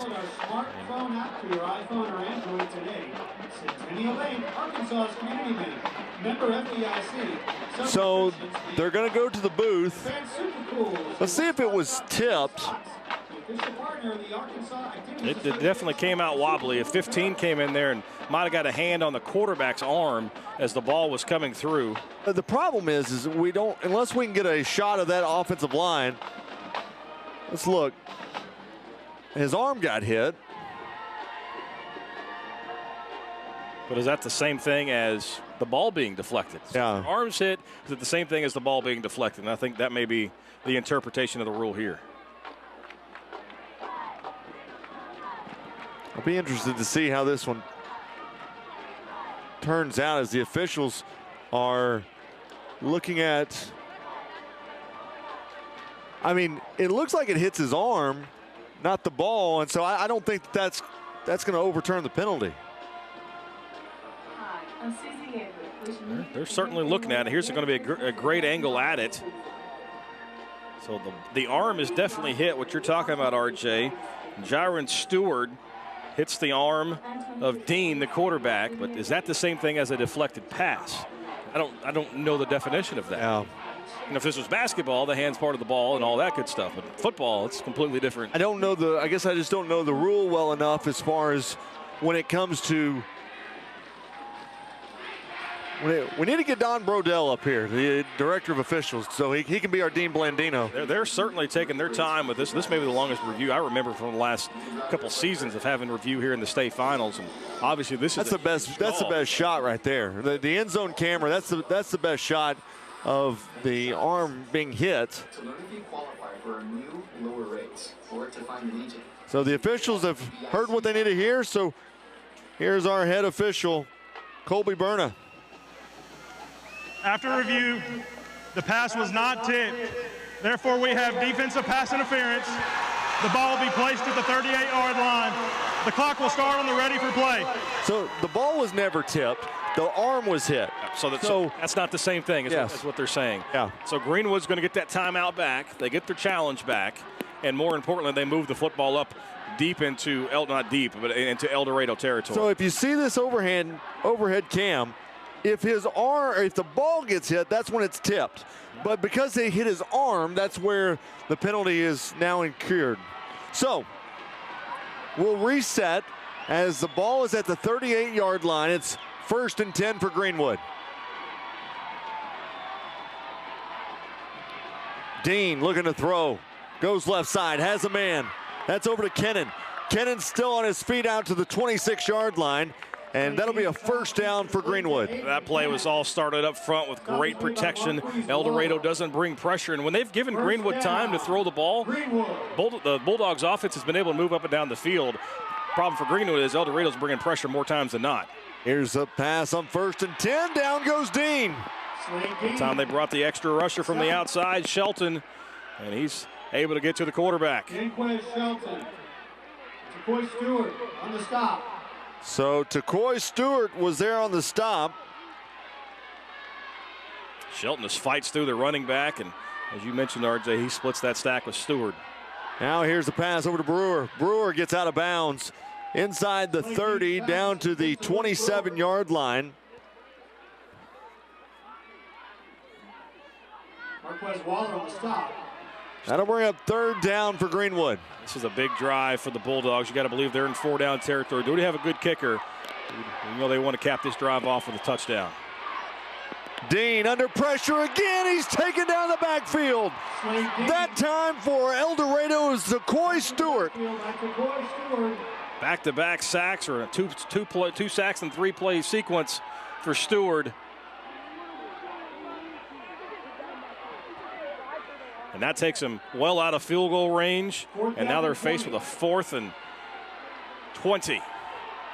And you got to believe on 4th and 20 in an empty backfield, they're going to bring some pressure. 5 wide in the formation. Dean looking to throw, steps up, goes down, big ball, has a man inside the 10-yard line. What confidence to throw it to a freshman in that spot. Grant Carnes, 6 foot, 170, 9th grader, makes a huge play. Here's Dean. Hands it, no, he's going to take it himself. Down to the 1-yard line. It's a great job on the option read. We haven't seen the quarterback keep it much for Greenwood today. That time Dean pulls it from the belly of the running back, sees the opening, and gets it down inside the 2. We're going to say it's officially at the 2-yard line. And, you know, going back to your comment about throwing it to a freshman, you've got a sophomore throwing to a freshman. The future's always bright in Greenwood. I mean, I'm pretty sure Slade Dean did not think, oh, I'm going to throw it to a freshman, because he's a guy that he's been playing with forever. I mean, you talk about the talent and the pipeline at Greenwood. I mean, there's a reason they're going for their 11th title since 2000. They've got a quarterback who's in the 8th grade who's already got multiple Division I offers coming up in the next couple of years. I mean, the talent never seems to run out, but do they have enough talent in this game to take down a very, very impressive El Dorado team? Official timeout. And so now you've got an official timeout. So he's got to come out. The injured player, at least for El Dorado, will come out for a play. This is not a team timeout, though. He said an official timeout. Getting Greenwood back on the field. You haven't had much success running the football straight ahead.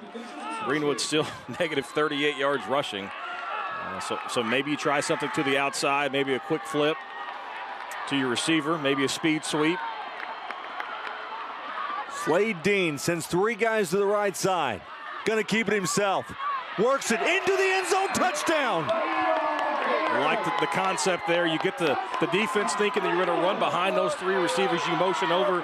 Instead, it's just a quarterback lead following his running back over the left side. And Greenwood just not going away as an El Dorado player down in the end zone. Another player, it looks to be, Bobby, for El Dorado. Looks like Marquise Waller, the safety. But how about a big momentum for Slade Dean, the sophomore, to come in and drive his team down, and now is potentially going to be 3 points away from trying to tie this ball game. This game is far from over. There's a lot of time left. Greenwood should have a timeout remaining as they get the one back for the challenge. The scoreboard says they don't have any, but man, these 2 teams are just slugging it out and duking it out every phase of the game. And as we expected, it's a lot lower scoring, but we kind of thought this would be a one-possession game in the fourth quarter, and that's exactly what we've got. Okay, Ben Moy is going to be on to kick the extra point. Waller certainly needing a lot of help to get off the field. He's been on several plays for that El Dorado defense. Well, the play count has actually started to go up a little bit too. Greenwood's run 54 offensive plays. El Dorado's run 61. That's about average. We've still got 9 minutes left in the game. So yeah, we got an eternity.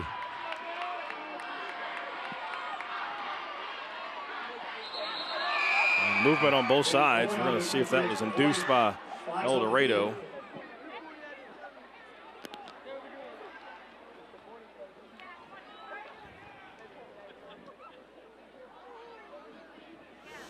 Encroachment. Defense. That penalty's been declined. We'll retry. You're going to ask yourself, okay, why would you decline a penalty that's going to give you half the goal on the extra point? It messes up the routine of a kicker. Kickers are odd birds. So you got to have a routine, and so they're used to having that ball on the line of the 10 where you kick the extra point, and so you don't change that routine for your snapper, your holder, or your kicker. So Moy's kick is up and good. We've got a 3-point game. 9:25 to play in this one. El Dorado 20, Greenwood 17. You're watching it on Arkansas PBS Sports. Thanks, George. Appreciate it. At Big Red Stores, we're always proud to sponsor, support, and partner up with many events and activities throughout the community. Among them, high school championships throughout the state of Arkansas. At Big Red Stores, our team members are always ready to assist you to make your visit with us a pleasant one. And at Big Red Stores, we recognize that none of our support or ability to serve the community is possible without you. That's why at Big Red Stores, you're always the MVP of the Big Red team. Big Red Stores, now more convenient than ever. Centennial Bank is committed to you. Since our founding in 1999, we've become one of the nation's most trusted banks by remembering that you come first, by empowering our communities to reach their highest potential through our dedication to local charity, education, and exceptional service, because we are proud to call Arkansas home. Banking with you in mind. Centennial Bank, member FDIC. For a copy of this state championship game or any of the others, go to mmproductions.net to place your order. Get that 8-man championship game from Thursday night, 5A title game from last night. Of course, you got 7A tonight. I kind of want to watch that 8-man championship game again. That was a lot of fun. If you missed 3 hours and 45 minutes. If you missed the 8-man championship on Friday night, I would go back and watch it if I were you. As the kick is on the way, and it'll be taken short at the 11-yard line. Bringing it up for El Dorado is their up man, Dinkins, and Dinkins will go out of bounds at the 34-yard line. Let's head down the sideline and check in with Kyle Sutherland. He's got an injury update. Guys, it's been, as you can see, speaking of injuries, they battled them all year, Greenwood has, and it looks like LJ is going to be out for the rest of the game. Of course, Hunter isn't there anymore either, but there's been no panic whatsoever, mainly because they've battled this the entire year. They rallied around Slade Dean for this game, and now they're right back in it. Thank you, Colm. LJ Robbins, 9 catches, 117 yards, and a touchdown, and his day's done for the Bulldogs. 1st and 10. Rester going to hand it off to Plummer. He'll pick up a couple yards, and that's it. 64 and 15 converge for Greenwood. Landon Kilgore and Parker Gill sandwich the running back there, minimal gain. And those 3 down linemen have been put in a pretty good day's work already. They're being tasked to slow down a dynamic rushing attack, and they've been up to the challenge. 3 down front for Greenwood as Rester is going to take the shotgun snap. He gave it back to Plummer. Plummer, he took it out past the 40. They were juggling who was going to keep it. Yeah, in the first half we talked about there's a lot of contact between the quarterback and running back. That time Plummer wanted the football. Rester wanted to keep the football. They couldn't decide and finally gave it up to his running back. Luckily that one didn't end up on the ground. 3rd down and 2 for El Dorado. Or 3, excuse me. 3rd down and 3. He's got to pay attention to Rester. They give it to Plummer. He gets the first down out to the 45-yard line. Those first 3 plays are just trusting your offensive line, trusting your dynamic running back to pick up a first down, keep that clock moving. 8:07 and counting. Honestly, there's too much time left in this game, RJ, to bleed the clock down, to let the play clock go all the way down, because what happens if you do that, you don't score, Greenwood goes down to score, and all of a sudden you don't have enough time to potentially put a ball in the end zone. It only works, though, is if you are able to stick it in the end zone. That's right. So you're essentially taking a gamble to get that done, and you really trust your offense. Plummer going to get hit in the backfield. Eludes one defender and gets back to the line of scrimmage. That may be the best 0-yard run of his season. he is gobbled up in the backfield. 2 or 3 Bulldog defenders had a chance at him, and he did everything he could to get back to the line of scrimmage. Those are the type of plays that don't show up on highlight films and reels, but that's an impressive job just to get back and limit that to a no gain. 2nd down and 10. Rester looks to the sideline.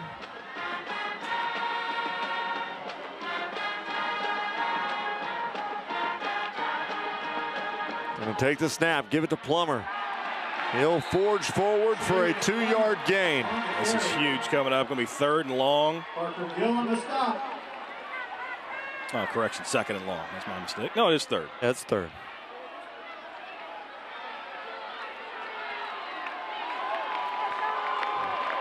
Well, they are going to reset it to 2nd down. No, now back to 3rd. The guy on the sideline has no idea what he's doing. There's too many buttons on that down marker. 3rd down. Going to look to throw Rester. Now going to take off and run. Out past the 50. He's short of the first down. Now this is going to be a very interesting call, RJ. It's going to be 4th and about 3 at the 48 of Greenwood. Do you trust your offense to keep them out there and go for it and potentially give up great field position? I say yes. I think Coach Jones is going to agree with you. You trust Plummer, you trust Rester to make a play on the ground. 4th down and 3. Rester in the shotgun. War Memorial Stadium, everybody's on their feet. There's a lot of space for the slot receiver to the top of your screen. Maybe a quick out. Now to 2 on the play clock. They get the snap off. Pass, caught, 1st down. They don't go quick out, but they do go quick slant to that slot. I thought the defensive back was just giving up a little too much ground to not try to take advantage of it.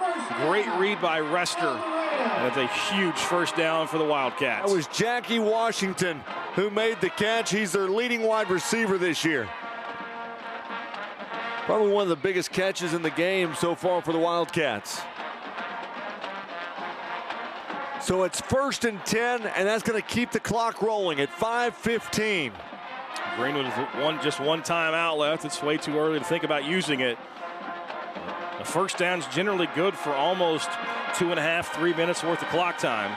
So one more 1st down could put Greenwood in a real bind. And now Rester's going to call a timeout. Play clock is winding down on him. So with 4:56 to play here in the ball game, El Dorado leads at 20-17. Let's go down to Kyle Sutherland on the sideline. Kyle, our tension's a little high on both sidelines right now. I think I'm going to need a new eardrum, guys. I'm telling you, this crowd is just absolutely going nuts. You can even hear the El Dorado sideline, but we talked about at the beginning of the game that it could be a 45-40 type. It might not be that. It's more so defense, but it is just absolutely electric down here on the field. Don't forget, coming up tonight, we've got the 7A state championship game between Bryant and Fayetteville right here on Arkansas PBS Sports. Ought to be a good one, much like this one has been, Bobby. You know, we knew that probably the 2 best games of the weekend were going to be today, and so far, game 1 is not disappointed. Yeah, this was when the schedule came out, the finals, and then obviously the brackets played out like they did, and we saw these 2 teams squaring off, and then the game you mentioned tonight with Fayetteville Bryant, we knew it's going to be 2 really, really good contests, and this one has certainly not disappointed. 1st and 10 with the ball at the 43-yard line. We're under 5 to play here in the ball game. Rester's in the shotgun with 4 wide. Gonna fake the handoff and keep it. Gets out of one tackle, still on his feet. Still going, he's drugged down at the 41-yard line. It's a pickup of 2 yards on the play. What El Dorado's been able to do time and time again is avoid that first tackle. So many times today has Greenwood gotten their hands on a ball carrier in the backfield. That time it was number 15, Parker Gill. He just could not hang on to Rester long enough for the troops to rally to him. And doesn't seem like a whole lot, but instead of a loss of 2, that's a gain of 2. And it also keeps the drive moving, keeps the clock moving, but it makes second and third down a little more manageable. 2nd down and 8. Here's Rester. Gonna hand it off to Plummer. Straight ahead. He's gonna fall forward down to the 36-yard line. It's going to take us within 4 minutes. They're not going to have to snap it till about 3.5 on the clock. It's 3rd and short. It's that offensive line's doing the job for El Dorado. They're getting just enough, 3.5 yards a carry on this drive, and that's really all you need to move the chains.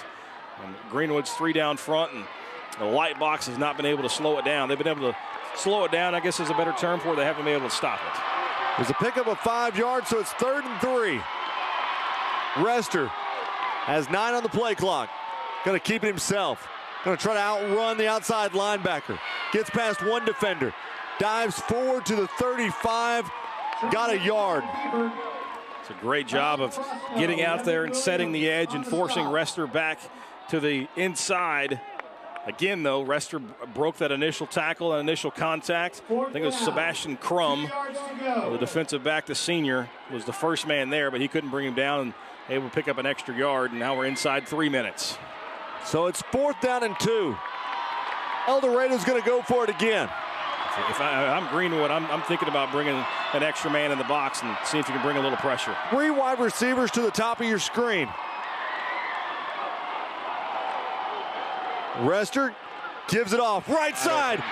Running lane to the 10. 5. Walk the dog. Touchdown.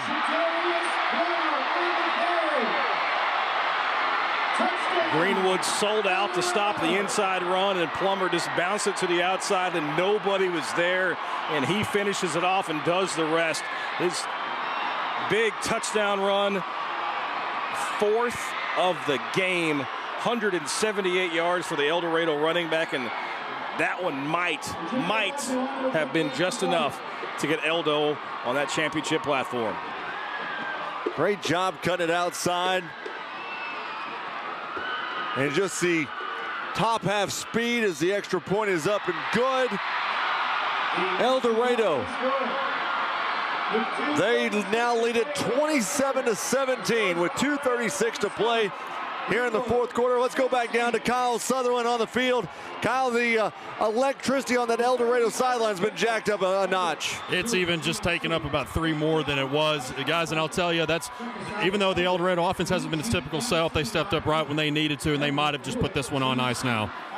Those 3-yard gains just wear on you as a defense. They grind on you, and that's what they're built for. You pop a big one when you need it the most, and Plummer has been so impressive today. Just the number of tackles that he's broke. I'd love to see the yards after contact for him today. 178 total yards, 4 touchdowns, averaging 7 yards a carry, and none obviously bigger than that last one that might have put this game away. So for El Dorado, on to kick, you've got Jimmy Adogdu. Well, they've lined up in this formation a bunch, RJ, and he fakes like he's going to kick it, and then the linebacker, the big 11, Patrick Sixby, has boomed it off a few times. The sky kick's going to come. They're going to fair catch it at the 35-yard line. And so that's where Greenwood will have 2 minutes and 36 seconds to try to get down the field and score as they trail by 10 to El Dorado. Here, if you're Greenwood, you want to obviously go as quickly as possible. You just got to get points. It doesn't have to be a touchdown here. Just put yourself in position to score and try to prolong this game. Slade Dean, the quarterback. And he's taken down in the backfield. He was hit on his blind side that time by Demarion Rester. That's what we saw a lot in the first half, RJ. Just did not identify the pressure coming from the outside. He comes untouched from the left side of your screen and absolutely destroys the young quarterback. It was an 18-yard loss. Now we've got penalties on the play. Prior to the snap, false start, offense, 5-yard penalty, still second down. Bobby, they're going the wrong way. Yep.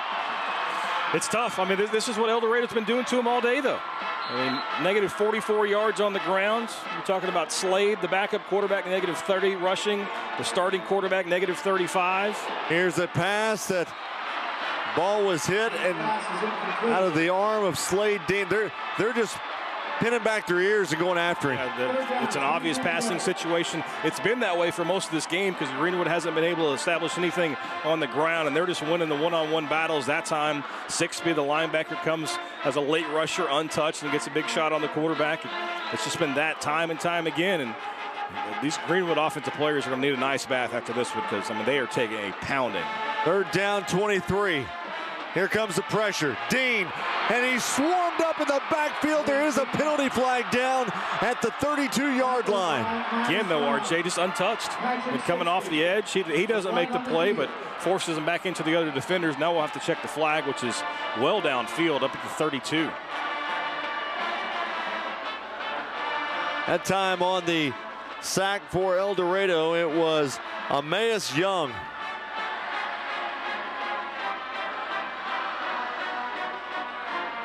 Holding. Defense. 10-yard penalty. Replay third down. So that's a big penalty. Instead of dropping them for another 5 or 6, 7-yard loss, we mark it off 10 the other way from the previous spot. I don't even think El Dorado cares about putting a safety back because they're sending 5 and 6 guys after Slade Dean right now, and Greenwood just can't block all of them. Yeah, and Greenwood's content with staying with going 5 wide, and El Dorado says, all right, we're going to bring 5, and I hope you blow an assignment, and that's so far that's been happening. 6 guys come after Dean. He takes a big hit and overthrows an intended target. That time trying to hook up with his wide receiver, Grant Carnes.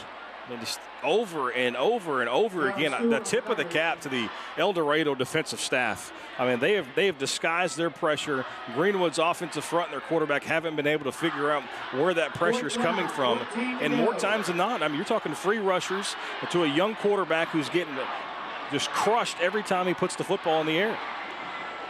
It's 4th down and 14. I thought at some point you keep an extra blocker in, keep a running back in to help protect, and Greenwood hasn't gotten away from it yet, and El Dorado's just taking advantage of it. Now we got a penalty flag back at the 49-yard line. Play clock it. Don't worry if there's too many men on the field. Illegal substitution on the defense. 5-yard penalty. Still 4th down. So they had too many men out there, and again, I mean, if you're Greenwood, you're going to send four outs. You got 6 protectors, including the running back in the backfield, but El Dorado just always seems to be bringing one more. Here we go, 4th down and 8. Slade Dean going to throw it, and it's incomplete.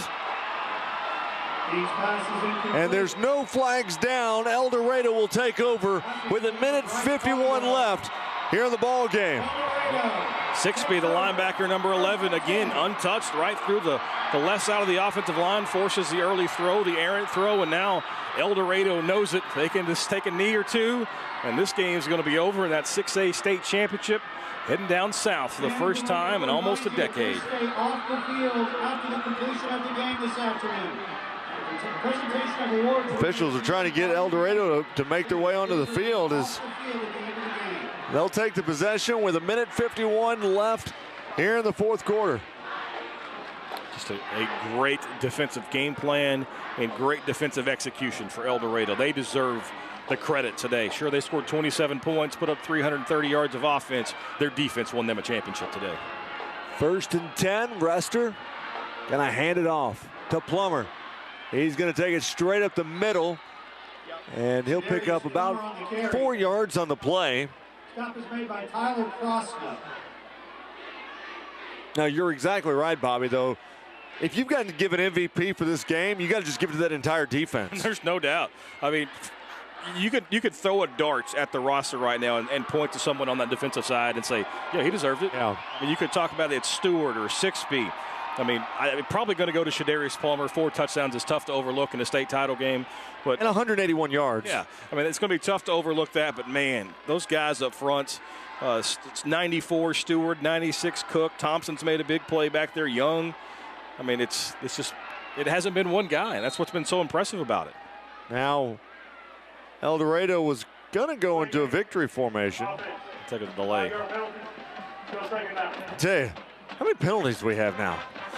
Too many. It's the 16th on El Dorado.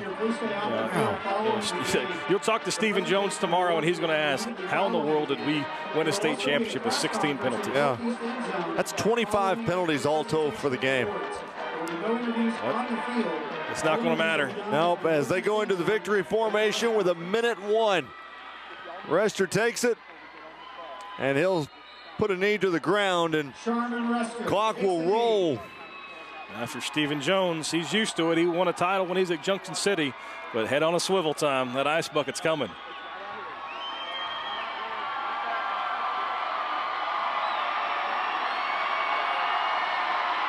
Down to 42 seconds. Been a long time since the state championship was in El Dorado, Arkansas. Scott Reed was the head coach over at El Dorado the last time they were able to hoist the trophy. But in about 25 seconds, they'll get to do it again. As the knee goes down, Stephen Jones gets a big hug from his team, from his coaches. Down to 10 seconds as everyone's making their way on the field. There's Rester right there, and in 2021, the Class 6A state championship is headed down to South Arkansas. The El Dorado Wildcats are your Class 6A state champions for the first time since 2013. They are the hottest team in 6A. They haven't lost since week 4 of the season, putting up 48 points a game, but today they did it with the defense. Those guys on that side of the football came out, had the best game plan of the season, and executed the best of the season. Because you look at their schedule, RJ, and maybe a handful of times they held teams to less than 17 points. Twice all season did they beat someone or hold someone to 17 points or less. Yeah, that was an impressive performance. And really, though, Bobby, look, both these teams need to be given credit. The defense for both of them played outstanding, because once again, we've mentioned this so many times. We talked all about the offense coming in, about how both these teams had just great offenses, and the defenses showed out today, and it was a lot of fun. We'll come back here in a moment. We will talk with the head football coach of the El Dorado Wildcats, Stephen Jones, as you're watching the Centennial Bank State Championships on Arkansas PBS Sports. During the past year, we've been traversing the natural state with our cinematic drone, from lakes and rivers, waterfalls, scenic byways, mountains, swamps, overlooks, and towering rock formations. This unique documentation of all 4 seasons from all 4 corners of the state with an aerial cinematic perspective will give you, the viewer, an Arkansas adventure like never before. Tonight at 9:30.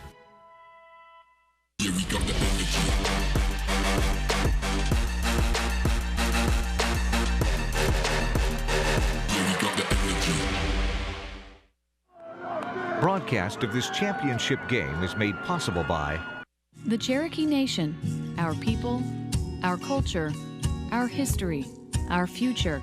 To learn more, go to visitcherokeenation.com and say hello to the Cherokee Nation. The Electric Cooperatives of Arkansas.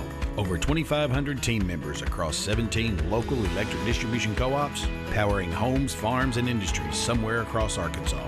We are the Electric Cooperatives of Arkansas. Power and people. Riggs Rents, Arkansas's rental equipment provider, from aerial lifts to dirt moving machines and everything in between. Our family-owned and operated business takes pride in serving our employees and customers. Riggs Rents, a proud supporter of Arkansas PBS Sports. Farmers and Merchants Bank and the Bank of Fayetteville share the mission of Arkansas PBS to enrich and empower all Arkansans. Community, dignity, respect. That's what me banking is all about. More at mebanking.com. Local broadcast of Arkansas PBS programming is made possible in part by Community Bakery. Scratch-made breads, pastries, cakes, treats, and locally roasted coffees. Served daily at 2 locations in Little Rock, 1200 Main and 270 Shackelford. Is number 72, Devin Walter. Back here at War Memorial Stadium, look at Coach Jones right there.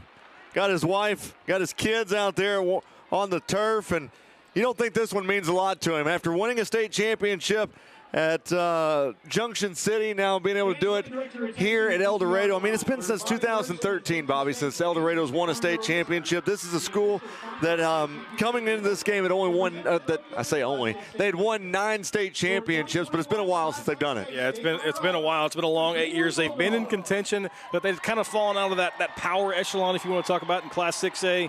They proved today that they deserve to be considered the best team in 6A because they went out and earned it as Greenwood gets their runner-up trophy. We'll go ahead and spill the beans a little bit, but Shadarius Plummer is your MVP of the ball game. 26 carries, 181 total yards of offense with 4 touchdowns. Bobby, not a bad day. Not a bad day, and they've got the hardwood to show for it. And just the effort that Shadarius Plummer showed. Carry after carry after carry. The yards after contact had to be through the roof. I would almost even guess that half of his yardage came after contact today because he had to grind out and work for everything he got. And credit to those offensive linemen up front. Rester did a great job extending plays, but in the end, they just made enough plays to beat a really, really banged-up Greenwood, but that's not taking anything away from what El Dorado did today. Final numbers today, passing, it was Shamar Rester. 11 of 25 for 109 yards. He did throw 3 picks in this game, no touchdowns. Plummer ran at 26 carries, 181 yards, and 4 touchdowns. Rester had 101 carries for Greenwood. Hunter Houston finished the day 10 of 20, 106 yards, a touchdown, and a pick. Slade Dean went 8 of 15 for 161 yards and an interception. Cameron Crone led the way in rushing, 6 carries for 22 yards.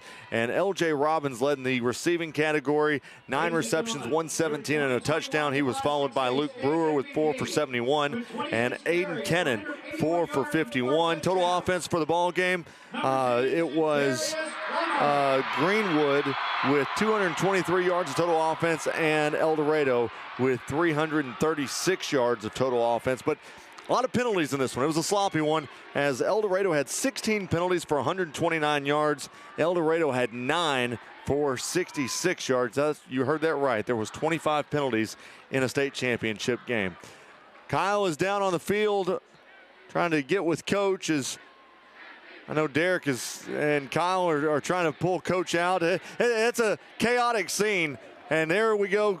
Kyle is with Stephen Jones now. Take it away, Kyle. Stephen, you guys won this with defense like we talked about at the break, but I want you to run us through that last play there where Shadarius took it 35 yards and essentially sealed the game. I mean, at halftime, we put on the back of our offensive line and just felt like if we could establish the line of scrimmage, they were playing us light in the tackle box, we could run the football, we can get out of here on top. And he hit it on the play side. He just broke free, and it was an awesome run. And talk about what it means to the community of El Dorado. You guys had it was 8 years ago that you last won your state title and won 4 around that time, and really in the last 15 years or so. Talk about what it means to the community to be in this position again. It's everybody. I mean, it's administration, it's teachers, it's students. Our student section's awesome. Players, coaches, cheerleaders, band. I'm leaving people out. I mean, it's a football town. I mean, it means the world. It means the world. Coach, congratulations. Go celebrate with your team. Thank you, Kyle. As you can tell, he's happy right now. He's trying to thank everybody for the success that El Dorado's had this year. But it was a heck of a ball game. El Dorado wins it 27-17 to claim the Class 6A state championship. Bobby, final thoughts? Defense. I mean, it's all it was. We thought we were going to see 90 points. We saw, 44 points. Oh. And I think we're lucky to see that. The 8 combined turnovers, they just made the plays. And El Dorado, I can't say enough about the job they did as a staff to set them up in position. And Greenwood, they're Greenwood. They're not going to get out of what they do. And El Dorado took advantage of that because they were just going to continue to bring pressure. They consistently brought one more, had a free rusher, and made life an absolute nightmare for the Bulldog offense. Well, it was a fun one. And you know what? what? We're going to have another fun one tonight. You want to come back and join us here on Arkansas PBS Sports at 6:30 tonight because it's the 7A state championship game. Bryant's trying to get 4 in a row at the state championship level. Fayetteville's they've got another plan, and they're going to come down from Fayetteville and have a heck of a crowd, heck of a ball game. I'm looking forward to it. It's the matchup everybody wanted to see all season long. It's the best team from the West, the best team from the Central, and the state's largest classification. You can't ask for really anything more than this. I think we've got a chance to see a game just as good as this one tonight. Well, stick around. We'll be back at 6:30 for that ball game. It'll be Bryant taking on Fayetteville. But as we wrap up this one here at War Memorial Stadium, your final score, El Dorado 27. It was the Greenwood Bulldogs 17 for Bobby Swafford, Kyle Sutherland. I'm RJ Hawk, and you've been watching the Centennial Bank State Championships on Arkansas PBS Sports.